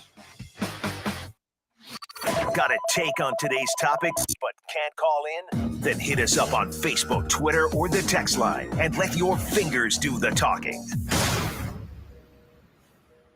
Are aches and pains keeping you from enjoying life to the fullest? Look no further than Chippewa Valley Orthopedics and Sports Medicine. Their expert team of dedicated professionals are there to help you get back in the game. Whether you are a weekend warrior or a seasoned athlete, they offer personalized care and cutting-edge treatments to get you back on your feet. Say goodbye to discomfort and hello to a life of motion. Chippewa Valley Orthopedics and Sports Medicine. Your journey to recovery starts there. Visit them today or check them out online at cvosm.com. There's no better place to watch and cheer on the green and gold every single game than 44 North Gastro Pub in Altoona. $3 domestic mugs, rail mixers, $4 margarita mugs, and bloodies and more. Plus the food. Can't watch the games without sustenance. $2 chips and salsa, $8 slider baskets and pretzel twists, $10 pizzas, and $13 wings. Oh, and of course, free touchdown shots. 44 North Gastro Pub on River Prairie Drive in Altoona. Get your game on. Do you believe that everyone deserves a safe and decent place to call home? At Chippewa Valley Habitat for Humanity, they share this belief and work tirelessly to make it a reality. Chippewa Valley Habitat for Humanity is a nonprofit organization dedicated to building homes and communities for families in need. With the help of generous donors, dedicated volunteers, and partnerships with local communities, they're able to bring hope and stability to those who need it most. Imagine the joy on a family's face as they step foot into their new home, a home that they've worked alongside volunteers to build. It's a life-changing moment that fills hearts with gratitude and hope for a brighter future. But we need your help. Whether you can spare your time, donate funds, or offer your skills, every contribution counts. Together, we can make a lasting impact. Be a part of something greater than yourself. Visit cvh4h.org or stop by the Restore to learn more. Together, let's build homes, build hope, and build a better future for families in need, because everyone deserves a place to call home. This update sponsored by UW Credit Union, the local Wisconsin team that's always rooting for you. During every Brewers home game, fans will have the chance to win a brand new 2023 Toyota Sequoia, courtesy of your Wisconsin Toyota dealers. Visit brewers.com/Toyota to enter. UW Credit Union, here for every you. Join today.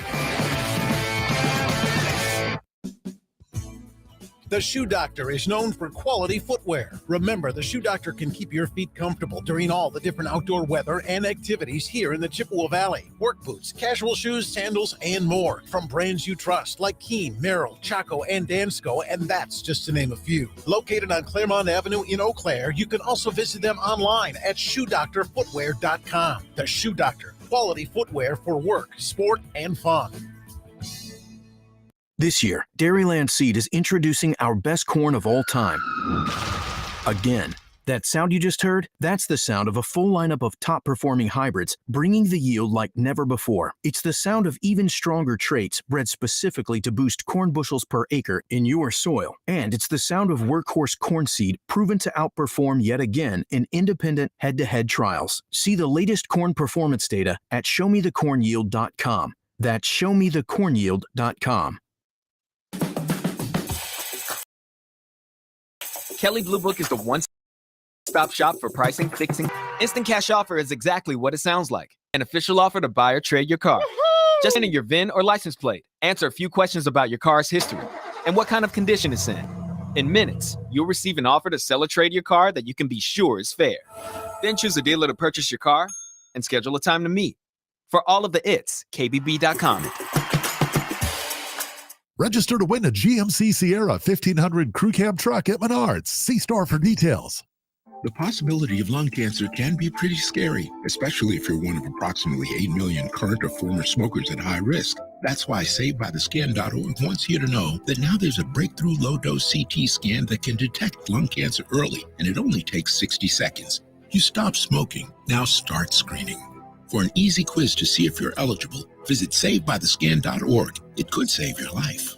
SaveByTheScan.org is brought to you by the American Lung Association's Lung Force Initiative and the Ad Council. Do you remember all those times playing in the backyard and daydreaming of either playing on your favorite sports team or dreaming about all the goals you wanted to accomplish in life? We still do that today, and that's why we created Backyard Dreams. We want to help people accomplish their goals, chase their passions, and achieve their dreams. Whether someone's dream is to attend a ball game, someone needs a new pair of basketball shoes, or a Little League team needs help going to a tournament, we want to help, and we need your help as well to help our community. To learn more about Backyard Dreams, just visit sportstalk1051.com.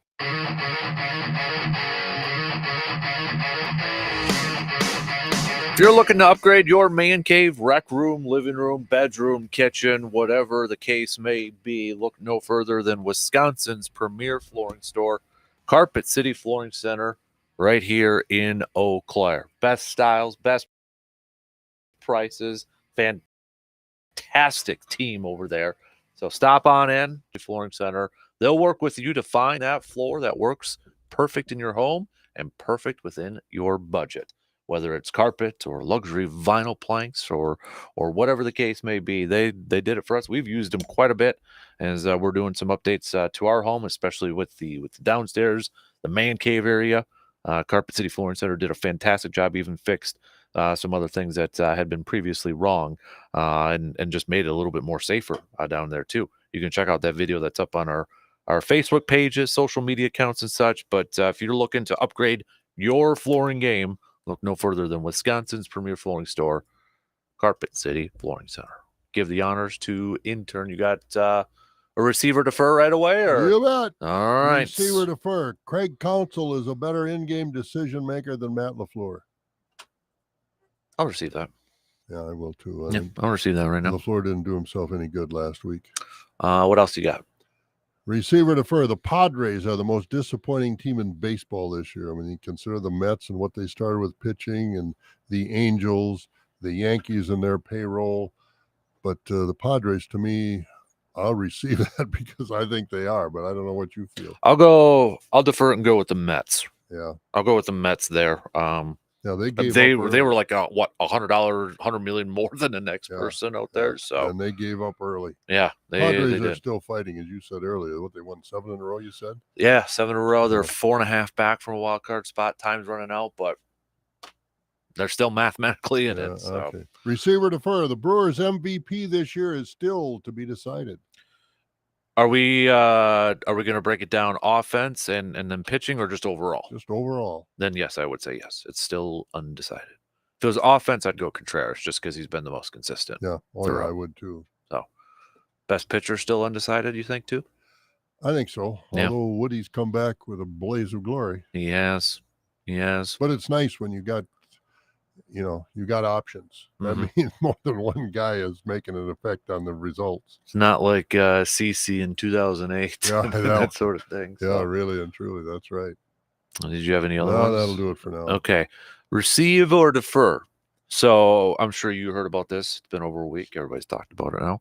Aaron Rodgers is looking for some ways to increase his healing, and what a surprise. So did you hear the Dolphin thing? No, I haven't heard all this. Okay. So Aaron told his buddy Pat McAfee, was it Friday show? I believe it was Friday show. He had read whatever, someone told him that the mating sounds of dolphins can help increase or improve recovery time. Receive or defer. Aaron Rodgers is goofy. I'll receive no, that. Receive or defer. So that's obviously, we don't have dolphins here in Wisconsin. Receive or defer. The mating sounds of the great muskie also have the same effects on improving your mental awareness, let's say, or whatever. I'll receive that. How would I know? I've never heard of dolphin. I've never heard of muskie. I mean, japers, how about a coyote? We got plenty of coyotes. The loon.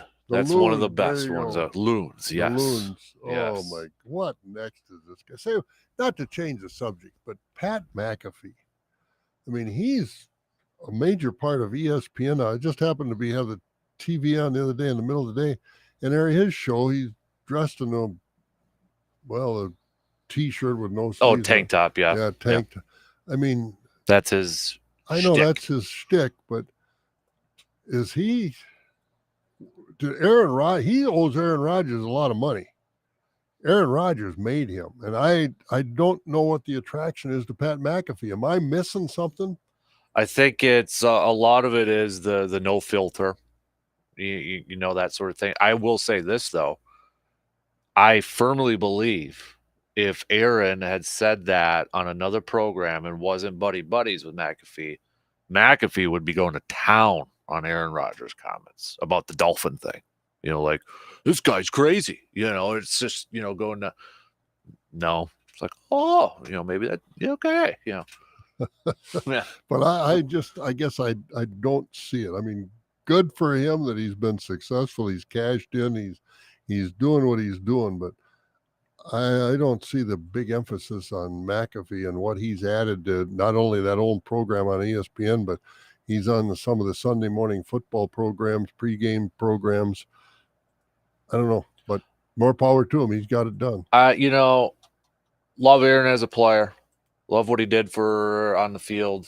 He's my guy, but I don't miss this. I don't miss this. He's cuckoo. Why doesn't he? Well, maybe he'll take a dolphin into the cave or something, into the blackness, and he might come out next week healed. I don't know if I even want to Google that. Where potentially, I'll be honest, I didn't listen to the whole thing. Like, it's not. That's the first I've heard of it. Yeah, it's not must listen for me anymore for his spots on there. I don't have to anymore because he doesn't play for the team in the state of Wisconsin. Did he say that on the Pat McAfee show? Yeah. The Dolphins were a healing. Yeah. The mating sounds of dolphins.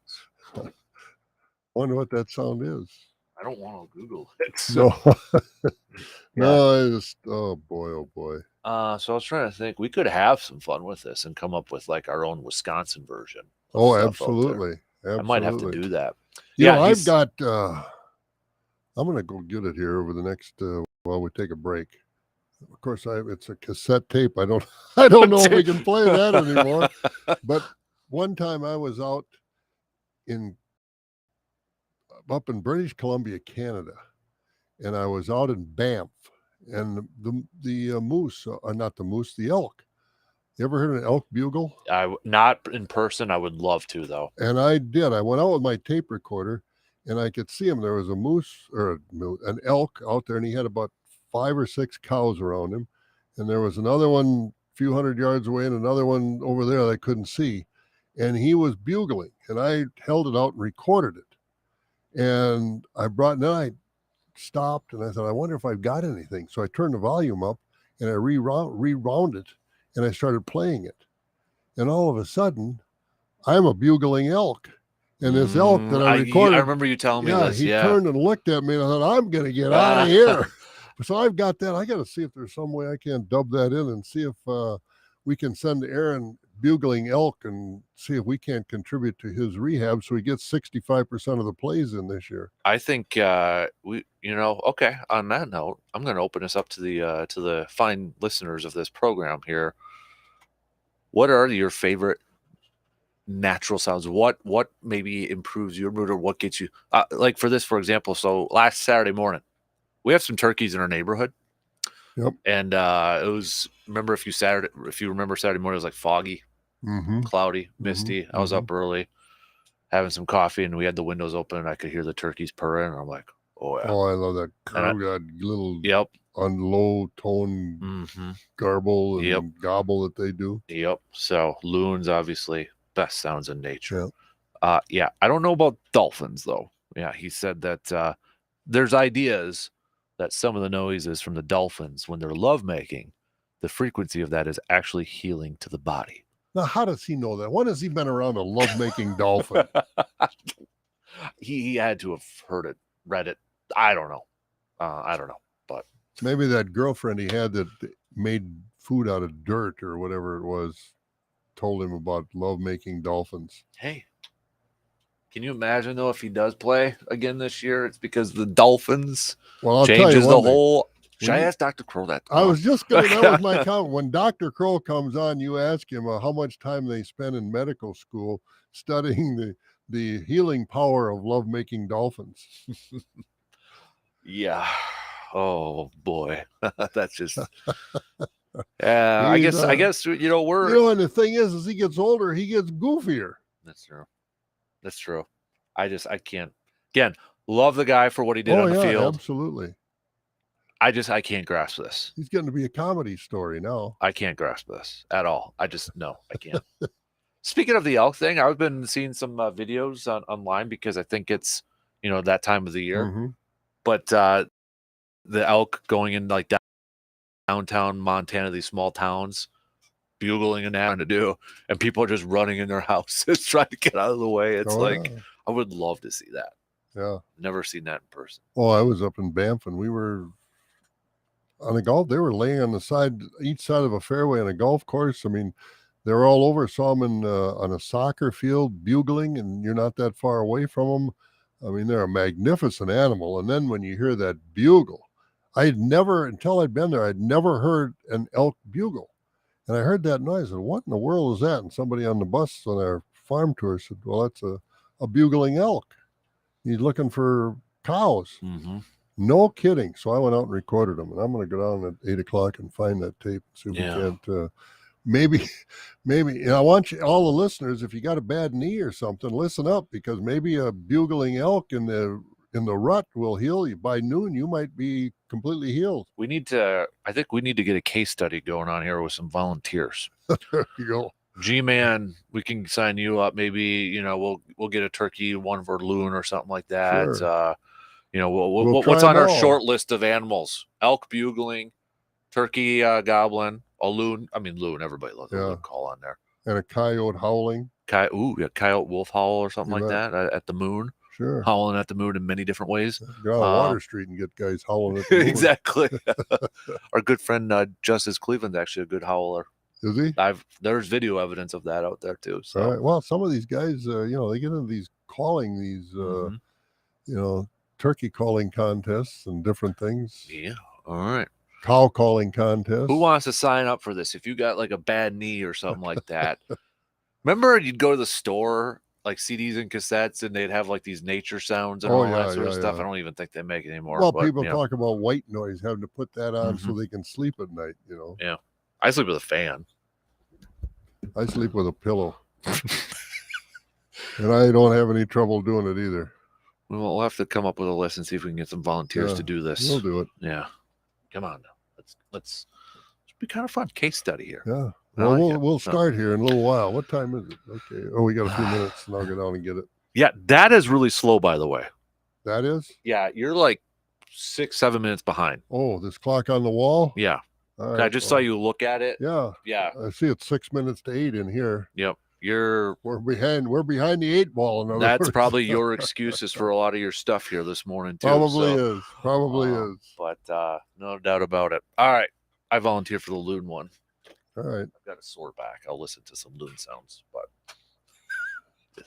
you got any of that recorded yet? Oh, you got YouTube. YouTube's got everything, that's man. True. Yeah. But it's more fun when you can do it yourself. Mm-hmm. Yep.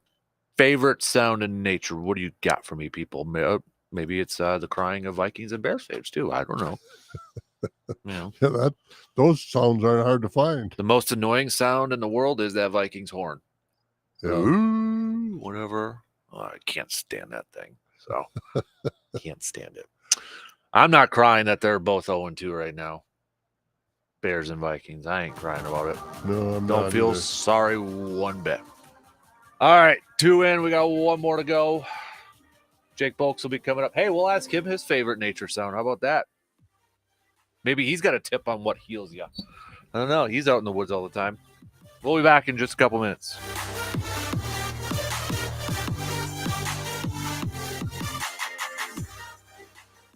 WAYY Eau Claire, W286CK Eau Claire, Sports Talk 105.1 and 790 AM.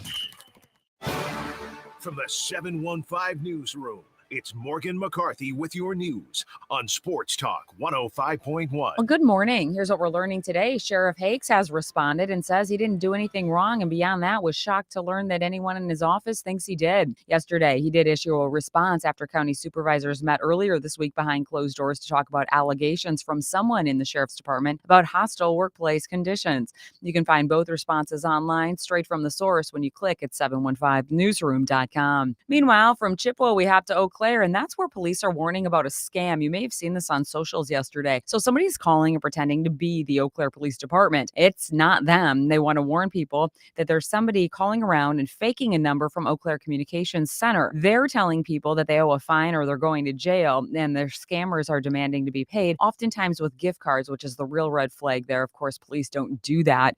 If you get that call, you just want to hang up, move on with your day. Let's move on to the jump rope capital of the world. If you drive in Bloomer, then you'll see see a tank as the Bloomer Veterans Memorial added a new M47 tank yesterday. Veterans have been working for about a decade trying to get the tank to the community, and it came over 1,000 miles from a museum in Virginia. And in Bloomer, you'll see it facing the old Veterans Memorial. All of that was covered through donations and fundraisers. As we look to headlines that stretch the state, we take it to the Capitol with a gun violence prevention day of action. Heidi Johnson is with WAVE, a statewide organization dedicated to preventing gun violence deaths and injuries, saying, over 100 people from across the state are coming together to the Capitol building to talk to their legislators and make sure legislators are aware that gun violence is a huge problem in our state. Advocates will be urging lawmakers to act on stronger gun laws, including expanding background checks for purchases. And what's for dinner? I don't know. Where do you want to go? I don't know. Where do you want to go? Sound familiar? Why is it so hard to decide where you want to go to eat?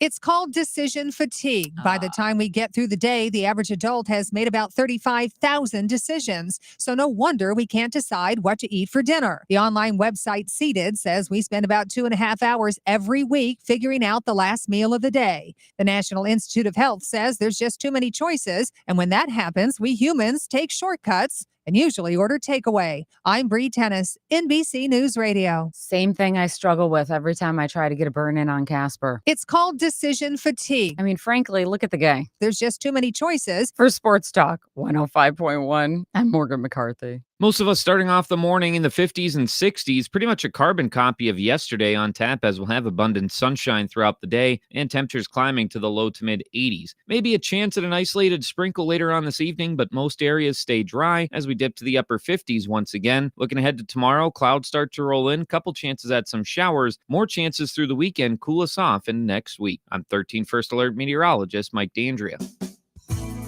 The Shoe Doctor is known for quality footwear. Remember, the Shoe Doctor can keep your feet comfortable during all the different outdoor weather and activities here in the Chippewa Valley. Work boots, casual shoes, sandals, and more from brands you trust like Keen, Merrill, Chaco, and Dansko, and that's just to name a few. Located on Claremont Avenue in Eau Claire, you can also visit them online at ShoeDoctorFootwear.com. The Shoe Doctor, quality footwear for work, sport, and fun. You'd do anything to keep your vehicle happy. With eBay Guaranteed Fit, the parts that fit are just a click away. Just look for the green check. ebaymotors.com. Let's ride. Eligible items only. Exclusions apply.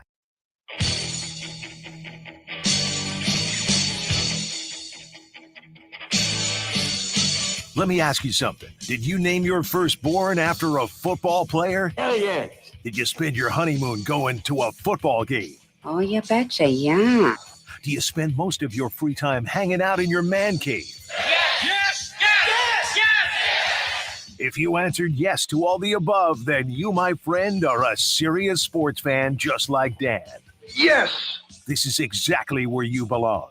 Sports talking and BSing is what we do best. What? Did we just become best friends? Yep. So rise and grind, people, because the Dan Kasper Show is on the air. You serious, Clark? Right now.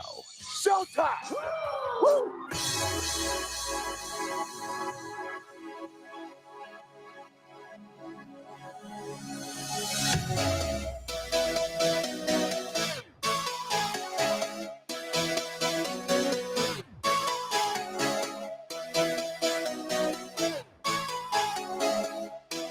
Third and final hour kicking off on this Thursday morning. Did you break the cassette thing over there trying to Yeah, it doesn't seem to want to work. We got a built-in machine here, but got two cassettes with elk bugles on them, but I can't make it work. I can see if I can find the handheld one, maybe. Do they still make those?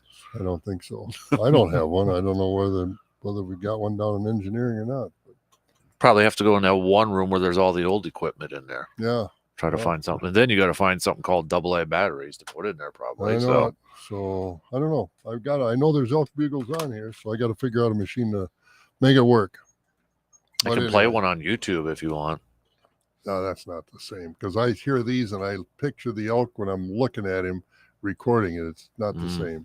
Gotcha. See, that is a healing effect for you, right? Yeah, it is. Yeah. I mean, it's very satisfying that we were out in nature with these elk. So it's got to, maybe it improves blood flow to the muscles, to the, I don't know.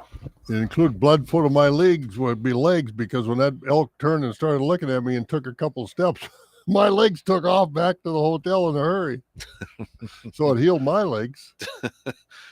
Oh boy. Yeah. All right. We're gonna talk with Jake. Jake Bulk's coming up at the bottom of the hour here. Reminder: if you are having any luck out there in the woods, don't forget to send us your pictures and brag it up a little bit with us. All right. So send those up, and then we'll put them up on the trophy gallery board on our website, sportstalk1051.com. Brewers going to be back in action in just a few hours from now.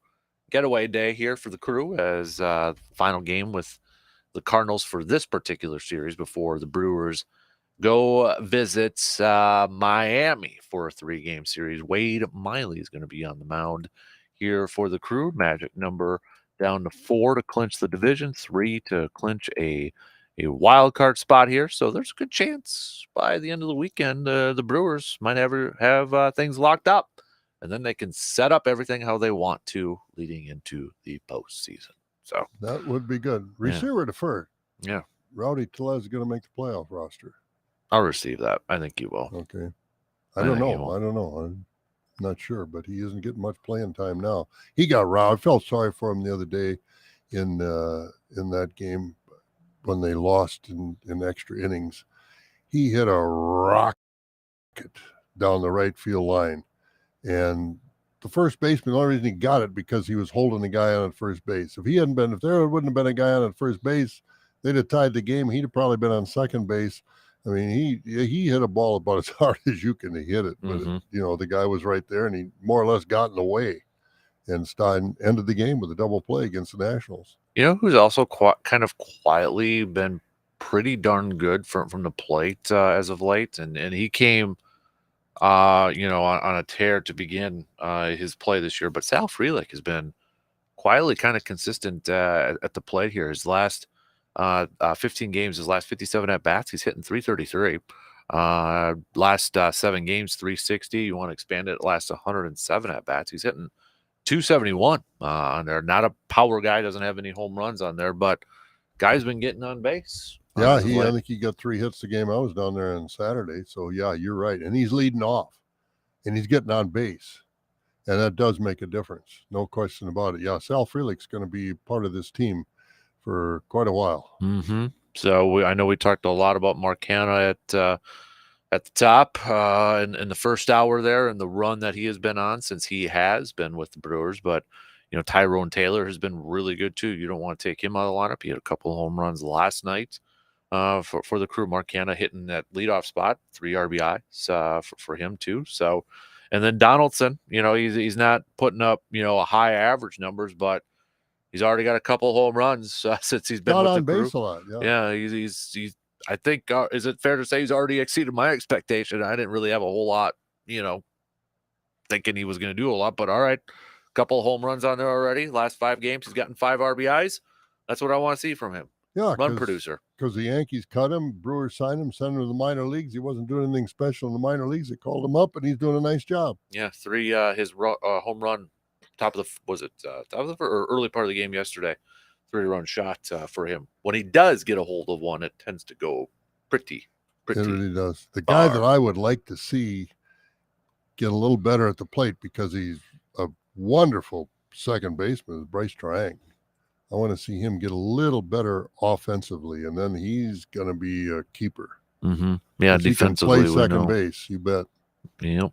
So, Wade Miley going to be getting the start for the Crew this afternoon. Adrian Hauser got the win last night, but Wade Miley looking for his 9th win on the season. He's 8-4 so far this year. Brewers be going up against Miklas over there, but Wade Miley, if you're looking at his last couple of outings here, he's coming off that win against Washington where he went 5 2/3, 3 earned runs. But overall, I think this season you got so far for Wade Miley, it's been a good season for him, and he's going to be your 4th guy in that rotation. When it gets to the postseason, I think you're feeling good that he's your fourth starting pitcher in that rotation. So yeah, I think so too. And he's I remember he started one game, pitched one batter in the playoffs a couple of years ago. Yeah, those Dodgers won. Yeah, an out-getter.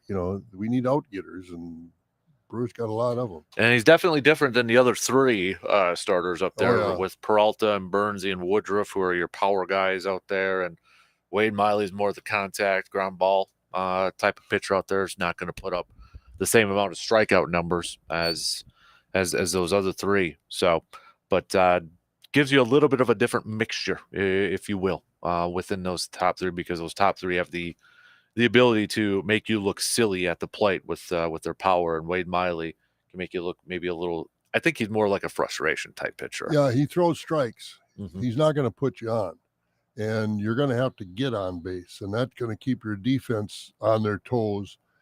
And it does make a difference, because I know over time Peralta can get a little bit shaky and walk a couple of guys, and there's nothing more frustrating for the defense than to have your pitcher allow these guys on free. Mm-hmm. And so Miley throws strikes. Mm-hmm. So we'll see if the Brewers can pick up that W just a few hours from now. First pitch 12:15 before they head to Miami. I'm really intrigued, not to look too far ahead, but I'm really intrigued with this series with Miami, because Miami still has something to play for. They're, what did we say, a half game out from a wild card spot. So, this is kind of like playoffs for them right now. Brewers are trying to lock this thing up, and they're throwing out their three horses, Burnsy, Woodruff, and Peralta. I got a feeling this is going to be a good series coming up with Miami starting tomorrow night. I think so too. And it's one of those things where you don't have to sweep the series, but you don't want to get swept. Mm-hmm. So you got to go in and be competitive. And, if you win the first game of a series now, takes a lot of pressure off you. Right. Yeah. Especially you don't want to get swept with you top three pitchers going up there. No, absolutely not. As well too. So, but I'm receiver to fur. The Brewers will have the division locked up by Monday. I'll receive that. Yeah. I think they will. They got the Cardinals today, plus 3 in Miami. The Cubs have to play Rockies, I think, coming up here. So, which aren't world beaters, but and the Reds, they've got to win too. So, you win 2 and they lose 2, it's over type of thing. You win 3, they lose 2, 1, it's over. So I'm pretty confident the weekend will tell the tale. Yeah, I'm going to receive that too. I think Monday morning when the Brewers have the off day, but we might be opening up. Obviously talking Packers, but Brewers might have that spot down.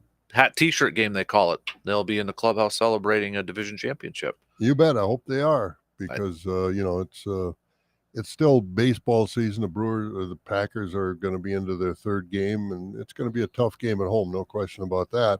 But hopefully they can win. Where's your optimism, assuming Brewers are going in? I think we all agree they're going to be in there.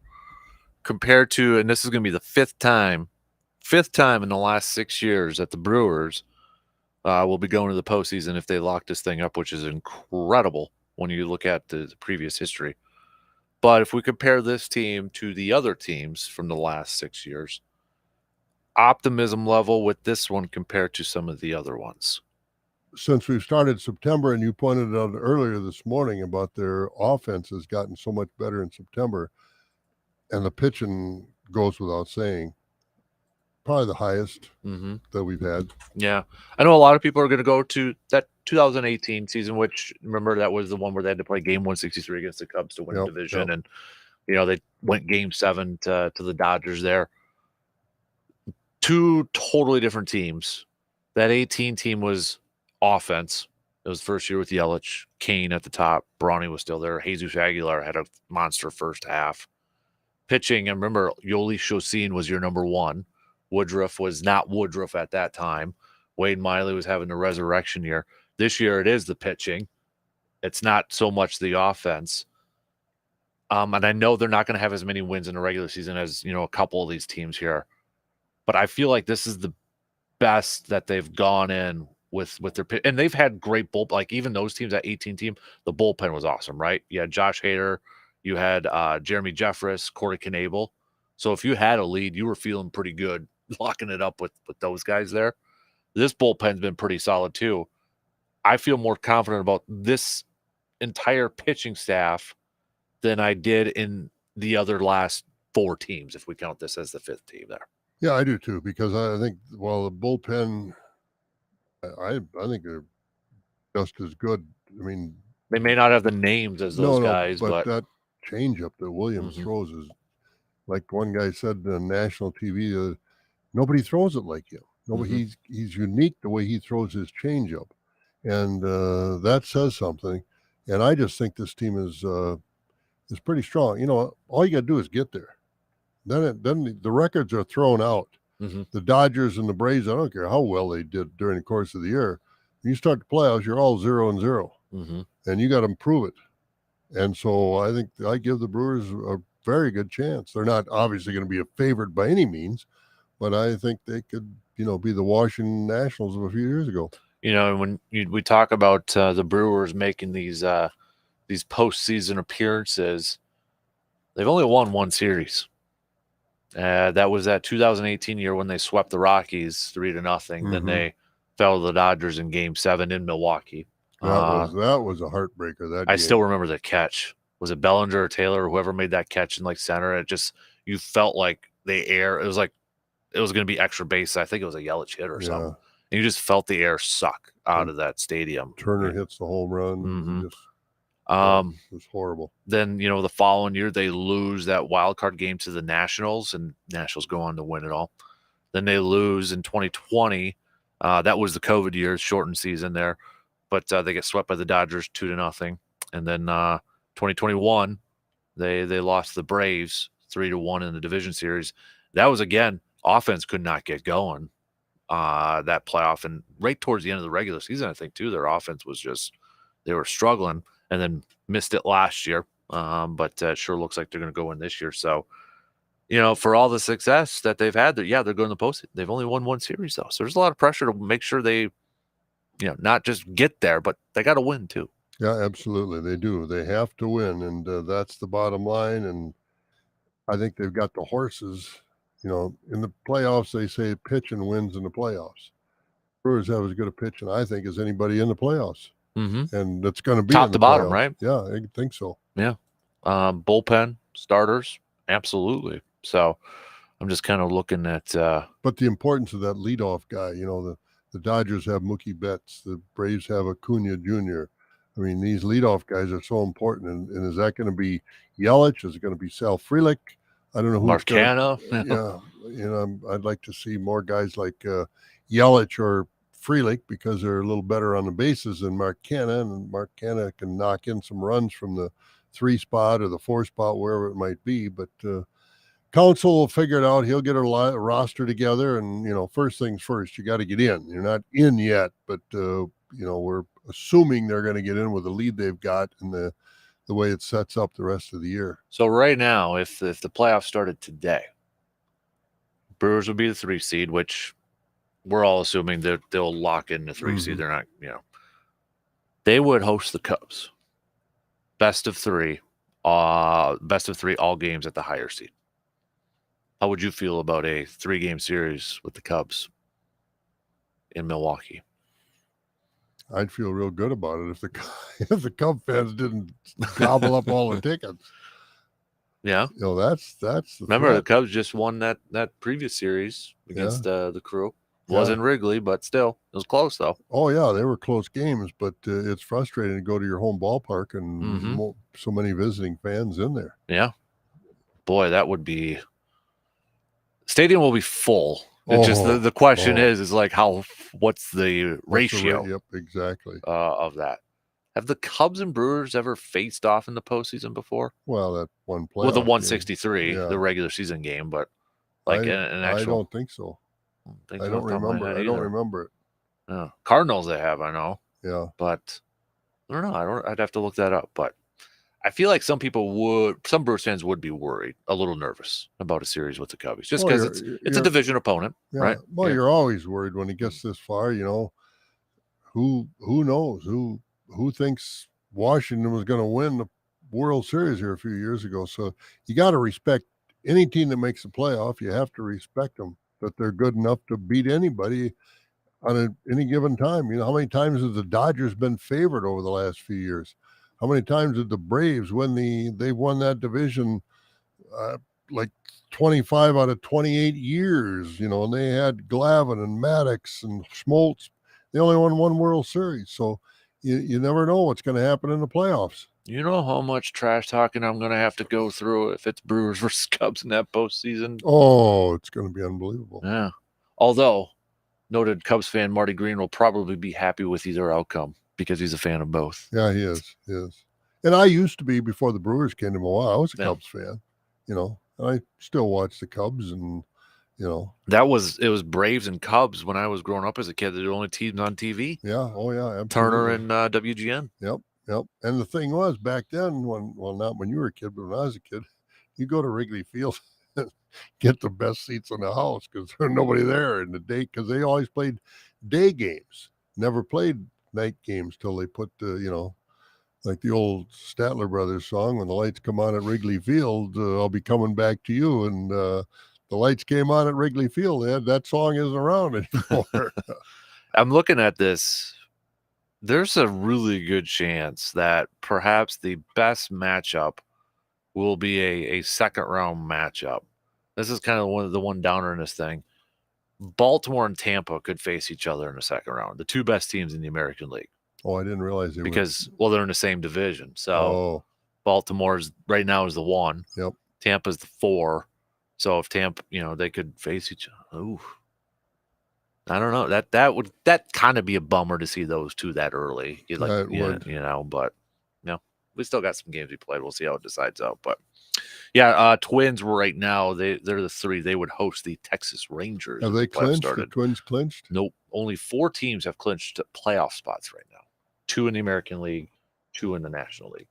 Dodgers and Atlanta, they've clinched their divisions. Baltimore and Tampa have clinched, but they haven't clinched their divisions yet because they're in the same one. Yep. But that's where everything's at right now. Still kind of Brewers are close. Twins got it. I'll see where I think they're magic pretty number. far ahead because the rest of that division between Detroit and Cleveland, and they're not having very good seasons. That's for sure. They could clinch it today. Okay. They good. could I hope clinch they it do. today. I hope they do. I like to see the Twins in it. So they could clinch it without playing. All right. So yeah, they could do it today. So Twins might be the 5th team to clinch a spot. We all want that Twins and Brewers. You're going to watch the Twins play in baseball, get out your long underwear, your snowmobile suit, and be comfortable over there watching the ball games. Because they play these things at night in the playoffs when it gets to be, fewer teams left if the Twins make it through. Yeah, if the Cubs win, though, too, you might have to. They beat the Brewers in that series. There are going to be some Wrigley games. Yeah. So Wrigley's a little warmer than Minneapolis. Chicago. Windier, though. Well, it is. You're right. Windier. So don't have to worry about Brewers. Just take care of business. Exactly. So, I was going to say, can you make it so like Justin Steele pitches like the last game because it has to be a must win? That would also kind of, I didn't even think of this, but Brewers and Cubs face each other at AmFam Field for the final series of the regular season next weekend. Cubbies might just be staying in town. Yeah, that's true. Because it'll be in Milwaukee. So a little gamesmanship there. That would actually maybe be a benefit to the Brewers if they have everything clinched up. Chicago doesn't have anything clinched up. Chicago's got to win, that series or win some games against the Brewers.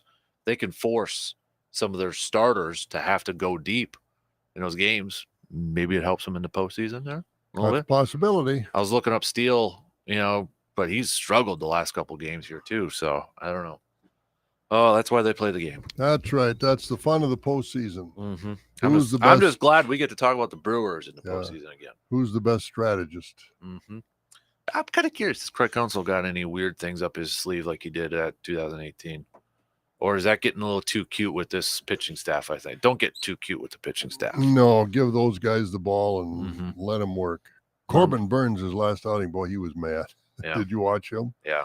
He wasn't happy with the umpire and yes. The call third strike. I thought the guy swung too, and the umpire at third base because that was right in front of me, and he said no. Yep. And I thought, oh boy, and Burns was hot. Yeah. All right, let's take a quick break, and then we'll do a little outdoor tidbits with Mr. Jake Belks coming up in just a few minutes.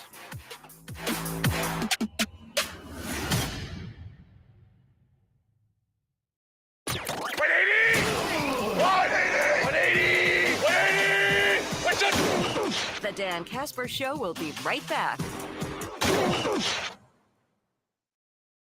If you order food for work, you know the drill. It's a whole bunch of needs and requests piled on top of each other. Make sure the food's on time and on budget. Make sure everyone's dietary needs are taken care of. Make sure everyone's happy. And that's why you should make sure you use ezCater. It's one simple, reliable platform for all your food for work needs. Need to make sure food for work actually works? Simple. Make sure it's ezCater. 100,000 restaurants, one platform. Order 24/7 at ezCater.com. If Culligan isn't treating your home's water, you likely have water problems all around you, like hard-to-clean chalky residue on your shower, faucets, and bath, stains around your sink drains, spots on your dishes and glassware, plus dull, dried-out hair and skin, and problems you don't see, like scaly buildup in the water heater and pipes. But have no fear, you're in the clear with Culligan Products and Service. For all your residential and commercial water filtration needs, visit CulliganH2O.com for your local Culligan water dealer. What happens when a legend leaves at the top of his game to pursue his own path? In sports, it leads to amazing moments. In whiskey, it can create remarkable results. Brian Nation is one such whiskey legend, a master distiller, and he left a storied career in Ireland, bringing innovation to the spirits category here in the United States. His first whiskey, Keeper's Heart, is an absolute masterpiece. Keeper's Heart, the world's first Irish and American whiskey, blending those two distinct distilling styles into one celebrated spirit. It's so good, in fact, their 10-year-old whiskey was recently named World's Best Irish Whiskey by the Tasting Alliance. Based on the awards it continues to bring home, it's unlike anything the world has ever tasted before in the best possible way. Keeper's Heart brings the boldness of American whiskey and the smoothness of Irish whiskey to create a new experience worthy of the record books. Enjoy responsibly.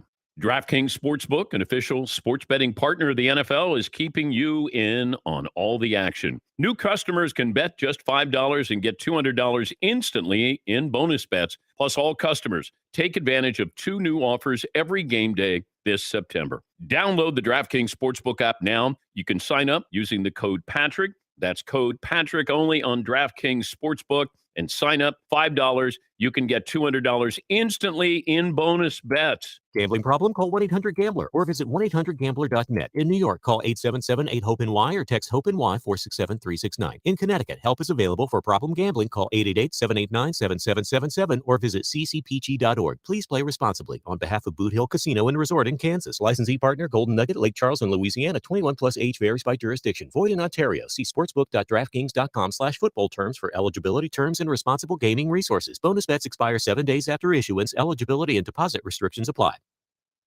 Picture this. You're surrounded by the serene beauty of the great outdoors, waiting patiently for your moment. It's not just a hobby, it's a passion. We're talking hunting. At Tilden Gun, they understand the thrill and excitement that comes with hunting, whether it's for deer, turkey, or duck. That's why they offer a wide range of high-quality firearms, ammunition, and accessories to help you make the most of your hunting experience. Whether you're a beginner or a seasoned hunter, Tilden Gun will help you find the perfect firearm that suits your needs and preferences. But it's not just about the hunt. It's about the memories, the camaraderie, and the bond with nature. Tilden Gun is proud to be a part of your hunting journey, ensuring that you have the tools and equipment you need to make unforgettable memories in the great outdoors. Visit Tilden Gun in store at 12427 90th Avenue in Chippewa Falls or online at tildengun.com to explore their wide selection of firearms, ammunition, scopes, and hunting accessories. Be safe and best of luck in the great outdoors. Worn-out tires are a danger to you, your passengers, and other drivers. TireRack.com reminds you to inspect your tires regularly. Grab a quarter, stick it in the tread, and if you can see the top of Washington's head, it's time to replace. Go to my page, TireRack.com/Dan. Use the Tire Decision Guide to find the right tires for how and what and where you drive. Choose from the full lineup of Goodyear tires and tread confidently. TireRack.com. TireRack.com is the way tire buying should be. The latest sports news, scores, opinion, and commentary. If that's not enough, you should seek professional help. The Dan Kasper Show. Answering your questions and giving you the tips you need to be successful and safe in the outdoors. It's time for your Outdoor Tidbits. Have a question you'd like answered by Jake? Send it to us, and we'll ask for you. If you had any luck this past weekend with the opener, don't forget you can send us your pictures. Bow season is officially underway. A lot of other hunting seasons officially underway. Let's catch up with our good buddy, Mr. Jake Boakes, conservation warden for the great state of Wisconsin. Was it a busy weekend for you this past weekend, Jake? Yeah, another busy one. It seems like this time of the year, it's just every weekend there's something going on. Right. And then with the bow season, obviously, just plenty of people out and about. Yeah, no doubt. And like Bob was saying a little bit earlier here too, if anybody's going out today or the next couple days and you get one, you might want to get that thing in the freezer pretty darn quick with the warmer temperatures coming out. Yeah, these are the hunts where you want to have a plan of action before you shoot something. Hey. And there's been plenty of nights where I've passed up on deer or does because I was like, man, if I don't find it immediately, we're going to have some problems. Right. Before we really get into this here, Jake, I want your expert opinion on this because you're outdoors, you're in the woods and on lakes and rivers and that sort of stuff. So I don't know if you heard, Aaron Rodgers talked about the healing effects of potentially dolphins mating and recovering with the body. What's the Wisconsin version of that, Jake? Is it a loon? Is it, a deer grunt, a turkey gobble? Or, we're kind of having some fun here, but, we're asking you to make a pick. Yeah, I don't know. If you were hurt, Jake, what would be the soothing sound of what animal in heat that would help you recover? No, I'm tracking. And honestly, I mean, after a summer in the North Woods, it's hard to go wrong with the loons when you hear those on a summer night. Mm-hmm. It's kind of a calming, home effect. So I don't think you can go wrong with a loon call. I think we're going to make that the official Wisconsin version because we don't have dolphins. I like that. I don't think we have dolphins. That would be a good one. Did you figure out your elk? Dolphins may be weird. Dolphins may be weird up here. So, Jake, for bow season, just kind of a personal question, how often are you able to go out with your job? I know you're busy out there too, and I know you've mentioned in the past that you're able to still go out quite a bit, but are you able to hit up bow season at all at any point?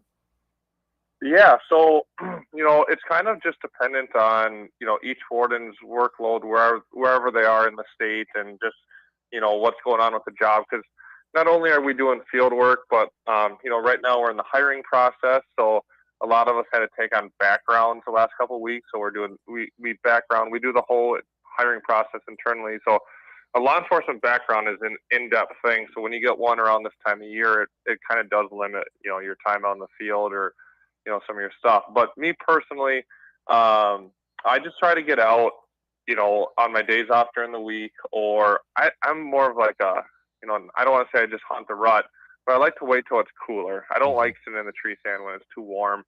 I got my cameras up, I got my property ready, and I'm watching it. But I like to wait for those cooler mornings and cooler afternoons when you're sitting there and comfortable. But you have plenty of time, I guess, to answer your question. There's plenty of time. You just kind of work your schedule with however or whenever you want to hunt. Can you ever, what you do, Jake, can you ever, when you go out hunting on your own, do you get away from your job or you look around and say, look at that dumb whatever, what he's doing, and you go over and say something to him, or do you just divorce yourself from your badge when you're hunting for your own? It's really, really hard to turn it off. I don't think I've been able to turn it off. The nice thing is when I go to other states, I can at least be like, hey, I'm in Minnesota. I have no authority here. Like, whatever happens, if I see something egregious or like a big boating safety thing, I might report it to the local authorities or whatnot. But when I'm in my own state and recreating, I got my phone with me and I know the local warrant, so it's very easy for me to send a text saying, hey, you got, Dumble McGee over here doing this. Mm-hmm. So sometimes it's hard to turn it off, but I really do try it when I have vacations to kind of send out of office voicemail and try to separate from my phone for a few days if I'm truly off. Jake, but it is hard to turn it off. We had a quick texter in here. What is the if you do get a deer, how long do you have until you have to register that? I know we've touched on it in the past, but it might be a good refresher now that bow season's here.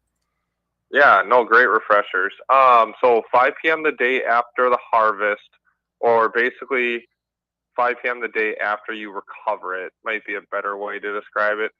Um, so what's today? Thursday? So if you shot one tonight and you found it tomorrow morning, so Friday morning, then you would have until Saturday at 5 p.m. to register the deer, because you don't know if it's dead or alive or what.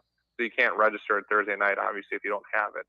So it's pretty much 5 p.m. the day after you take possession of that deer, find that deer, or know it's deceased. So the law says 5 p.m. after the harvest, day after the harvest. So. Got another quick text coming in here too, saying, I know you guys have touched a lot about drones and looking for deer. Is it still okay to use dogs to help you track down that deer? Yep. Dogs are okay, but there are a lot of regulations still that go with the dogs, especially if you're running your own or if you're a part of the process. Because they're basically, whenever you got dogs, drones, anything that's not like just you hunting in the woods, can't have any weapons with you. You can't have anything to your bow or your crossbow or anything like that. So if you use dogs and you come up upon it wounded, you're kind of in a tough spot because you don't have anything to finish it off. The main thing is that if you are going to use dogs, there are some regulations on it. So just have them look into that or look into it before you do it. But it is legal to use them, and it's still very common to have someone reach out looking for them. The drone thing, like we talked about last week, it's just there's a lot of hoops with that. So again, if you're listening, you didn't hear it last week, just call your local warden or call our general info line, and they'll get you to someone that can kind of answer or talk with you specifically about your situation when it comes to drones, because each one's really different. I got a friend of mine that's got a bloodhound, and he does a lot of tracking for people that have shot big deer but haven't recovered them. So what's the regulation then if the deer is down? Of course, that's, I suppose, your word. Yeah, I shot one and it's down. But so can the hunter or the guy that owns the dog, they cannot carry a rifle or a weapon to go after that deer that's down? Basically, when you have the dogs, you can't have any weapons with you because it would be hunting with the aid of dogs then. Even if it's a recovery type thing, and he doesn't carry, the dog owner doesn't carry a weapon, but the hunter that says the deer is down, he can't either? Well, that's why you got the dogs, because you don't know if the deer is down or not. That's kind of the hard part with it. But yeah, there's just, usually it works out where, you find the deer dead and it's everything's fine. But yeah, there's just no weapons allowed when you're doing that process. So if you jump it, then you have to make that decision where, do you back out and go try to rehunt it? Do you give it more time to see if it will expire on its own or however? But yeah, there's just no weapons involved with any of like the drones or the dog tracking and stuff like that, because it ends up turning it into hunting with the aid of dogs or hunting with the aid of unmanned aircraft.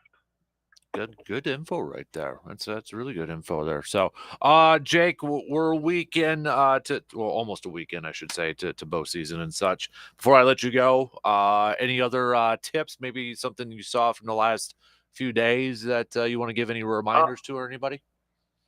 Yeah. Again, I'm going to mention it all fall, is get those licenses before you go out, and please just learn how to go on the Go Wild app and check that you have everything. I was at the service center the other day, and the customer service staff there does a really good job making sure people have everything they need. And I heard a hunter, I want my license, da-da-da-da-da. And the person's like, or our customer service was like, well, we need to draw your doe tags in case you want to shoot a doe. And the guy, he didn't seem like he even knew he needed to do that. He assumed it just came when he said he bought his license. So I can see how if people go online and they don't draw their doe tags, how if they shoot a doe, they might not have their licenses as required and stuff like that. So just double check everything. And then the other reminder is this weekend is the Northern Duck Opener, or Northern Waterfowl Opener. So we had the early teal season and early goose season stuff, but this weekend, waterfowl opens for all the species. So there should be a fair amount of waterfowlers depending on the weather this week. And so just same thing, buy your licenses before you go out, and make sure you really ID your ducks when you're shooting them.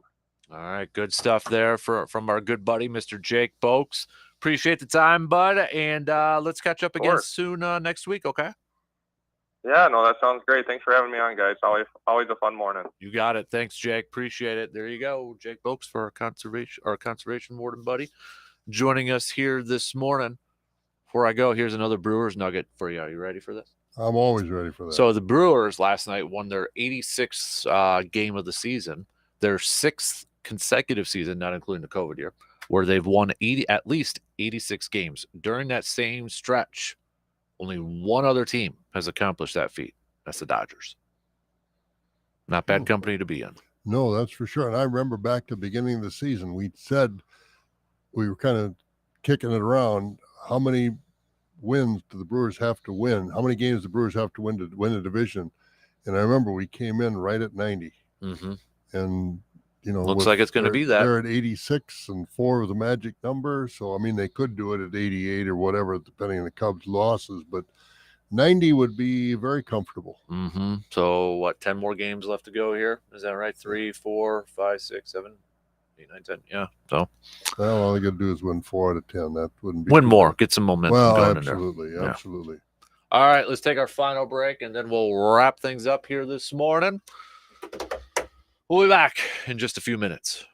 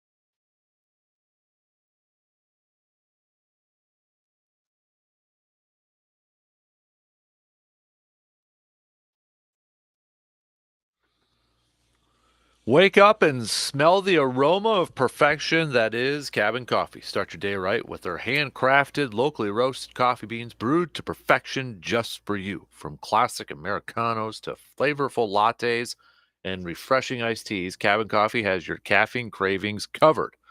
They're passionate about serving you the freshest, most delicious brews. And if you're in need for a bite to eat for breakfast or lunch, they got you covered with a menu full of your favorite breakfast items and delicious sandwiches. So swing on over to River Prairie and Altoona and experience the taste of coziness and comfort with Cabin Coffee. Where the parking is a lot easier now. Well, they had their own parking lot, but yeah, River Prairie Oh, is yeah, that's easier. right. They do. Yeah, that's right. But did you go over there and do it like you said you were going to? I haven't been over there yet. Oh, man. Well, Brewers will be first pitch here in a little over 3 hours from now. So, but we'll see if they can win this series against the Mets. Been looking at Mike Vassallo. He is the senior director of media relations for the Brewers. He's been tweeting out some Brewers fun facts here this morning. William Contreras has reached base safely in 28 of his last 29 games, batting .330 with 5 home runs and 20 RBIs. Mark Canha, who we've talked about quite a bit this morning, is batting .309 with 5 home runs and 30 RBIs in 42 games for the Brewers. The Brewers are also 21-9 in their last 30 games. That is the best record in all of Major League Baseball. Best records since August 18th. Milwaukee, 21-9. The next two, Baltimore and Tampa Bay at 21-10 for Baltimore, 20-10 for Tampa Bay. Have you got our William Contreras bobblehead on display? It's right yet? there. There you go. Yeah. I haven't looked in there yet, but they gave those away on Sunday or Saturday at the ball game. So appropriate time to be giving away William Contreras bobbleheads because the Contreras is playing very, very well, as you said. Oh, it's Devin Williams' birthday today too. So how about we get a win to celebrate that? Wouldn't that be nice? Maybe he can get a save or a win on his birthday. Yeah, I prefer a save. Oh, I would too. Win might make me a little nervous, like just Well, it's true. Yeah, situational. Then we're going too late into the game. Right. Yep. So 29 years young on this day. So also don't forget, again, reminder, Badger football back in action tomorrow night. Tomorrow night. So if you're kind of wondering Saturday why they're not on, because it's that Friday Big Ten game. So they start their Big Ten schedule going up against Purdue. Then they've got the bye week after that. What network will they be on? Big Ten FS1, it says on this schedule. Let me see if that's correct. Yes, FS1, 6 p.m. So make sure you got it there, big boy. Other games of note, too, for the college football weekend. Florida State at Clemson. You got UCLA, number 22, UCLA at number 11, Utah, number 19, Colorado visiting number 10, Oregon, where Dion's Buffaloes are underdogs, big underdogs in this game. Ole Miss, number 15, Ole Miss at number 13, Alabama. Jeez Louise. Yeah, we can hear that. We can hear that. Oh, I didn't know that was going on there. I was just testing it. Well, we'll have people just think how much by 9 o'clock they'll all be healed. Wild sound of. That's not bad for a cassette recording. No, I'll play it again here. Maybe. Well, I will here. I'm going to hit the right button here. Rewind that. All right, rewind that.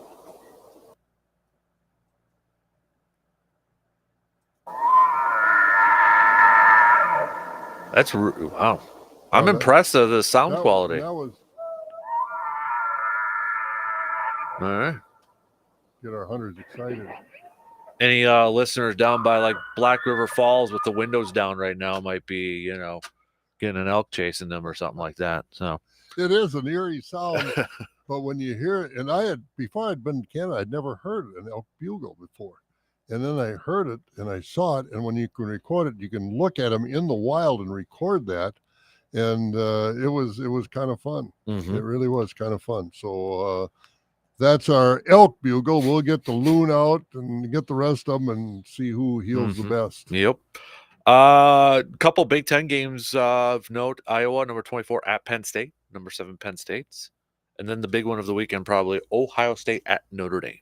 Yeah, those are two big games. I'm more interested in that Penn State-Iowa game because Iowa has such a good defense, and Penn State is bragging a lot about this quarterback that they've got. So I want to see who bends or breaks the most in that game. I think that's going to be a good game. Yep, I'm excited. So we got not a bad lineup for some college football games this weekend. So, all right, what else do we got? Packers will be back at practice today. Will probably be a good indicator of if Aaron Jones is going to be active or not for this game on Sunday against the Saints. I would imagine if he's not practicing, he's not going to play on Sunday. And I think you have to factor in the short week afterwards too. Yep. So Key to the win for you. Key to the Packers winning, getting a win. Key is well, there's a few, but you're asking me for just one. No, I mean the things you say the Packers need to do. Well, I just saw too this stat. The Saints have only allowed 1 touchdown drive so far this year on defense. Now, the counter to that is they've played the Titans and the Panthers, so you can, if that's but they got to take care of the football. They're going up against a good defense. They got to come away with scoring drives. They can't go 3 and out like they did every single drive in the fourth quarter against the Falcons. Got to get after Derek Carr, put some constant pressure on him because Chris Olave and Michael Thomas are out there too. So I want this defense. I felt like they weren't as aggressive as they were against Chicago. Yeah, and I guess I go back to and what we saw and the players that played the way they did. The old Bill Belichick line: "Do your job." 21 missed tackles, inexcusable. Yep, do your job. I mean, you look at individual plays that change that game. Rashad Gary has been picked out. Jair Alexander has been picked out. Different ones. Do your job. That's all it takes. And were you surprised that they didn't try a field goal there in the beginning of that game? I mean, it looked like LaFleur was flummoxed. He didn't know what to do. Yeah, I didn't buy his excuse afterwards either. I don't know if you heard it or not, but what was his excuse? I didn't hear. Well, it is something about essentially he admitted he was worried about them missing it, and Atlanta starting off on a short field, and I mean, what was it, 57, and kind of said that was kind of long. Anders made a 58-yard one in Lambeau, so I mean. Well, they don't screw up the time. They don't get a 5-yard penalty either. That too. So I mean, that's why I had the receiver defer that Counsell is a better in-game decision maker than LaFleur. So, but so do your job and they'll win. I think. Yeah, everybody do your job. So I don't know what I'm picking yet for that game. I'll be honest with you. Last I saw was Packers 2. We're favored by 2. That's the last I saw. -2 for the Packers. Mm-hmm. At home, I don't know. I just, I think the key, like you said, tackle people, tackle. Mm-hmm. They come up and they roll into them or they grab the shoulder pads. You're not going to stop those guys by grabbing their shoulder pads. You got to take their legs. Mm-hmm. That's what good tacklers do. So tackling is going to be the key. Mm-hmm. I agree. What else do we got up on here? Just kind of going through. We talked obviously a little bit about the Bears situation. No Bear fan chimed in. I don't know if they're admitting it. I know we've had Bears fans. Oh yeah, text in before, but you know what? I don't feel sorry. No, I'm just kidding. I'm being mean there, but it's a stinky situation. You don't feel sorry for other teams. They don't feel sorry for you. I don't feel sorry for the Bears. I don't feel sorry for the Vikings. They don't feel sorry for us when we're down. I mean, it's the way it is. It's a business, and you hope the guys that are running your business are better than the guys running the other team's businesses. And hopefully, that comes to the point. I mean, the Packers, we could all say the Packers should be 2-0 because they didn't really perform on Sunday in key positions or key times of the game.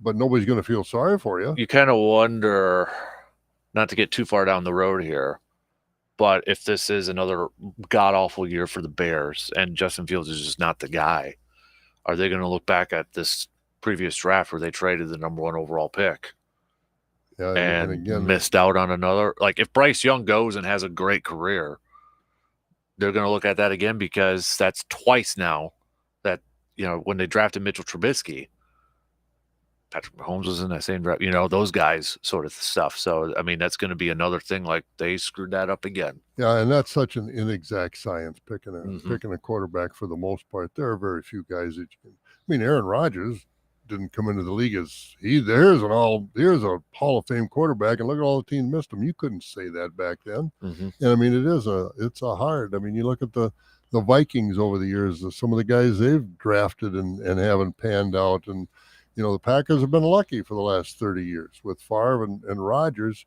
That's unheard of. I mean, closest I can think of that is the 49ers when they had Montana and then Young came in. But that wasn't a run of 30 years like the Packers had of exceptional quarterback play. So it's going to be another 15, so 45 there, big boy. Well, I hope you're right. I mean, Love shows. Let's just get more Super Bowl championships within that time frame, though. So yeah, that was the problem. That's why it's so frustrating that they didn't win that many. Yep. McCarthy a better coach now than he was before? I think he's got a better defensive coordinator than he had before. Yeah. Dan Quinn over there. That defense is legit. Well, I'll tell you, Micah Parsons, he's at this point in time, 2 games in, he's a candidate for MVP, and I think he should be a serious candidate for MVP. He's the real deal. My dream matchups coming up here outside of Packers. I really, before the season, wanted to pick this Super Bowl. Dolphins versus Cowboys, and those two teams look really good right now. Do they play each other during the regular season? I don't know. I'd have to look that up. So yeah, they're both doing well. That's for sure. Yep. All right, that's going to do it for us. Have a good rest of your Thursday. Hopefully, you heal well with the sound of the bell, sound of the bugling out. We'll get the loons ready too. So there you go. We'll be back tomorrow.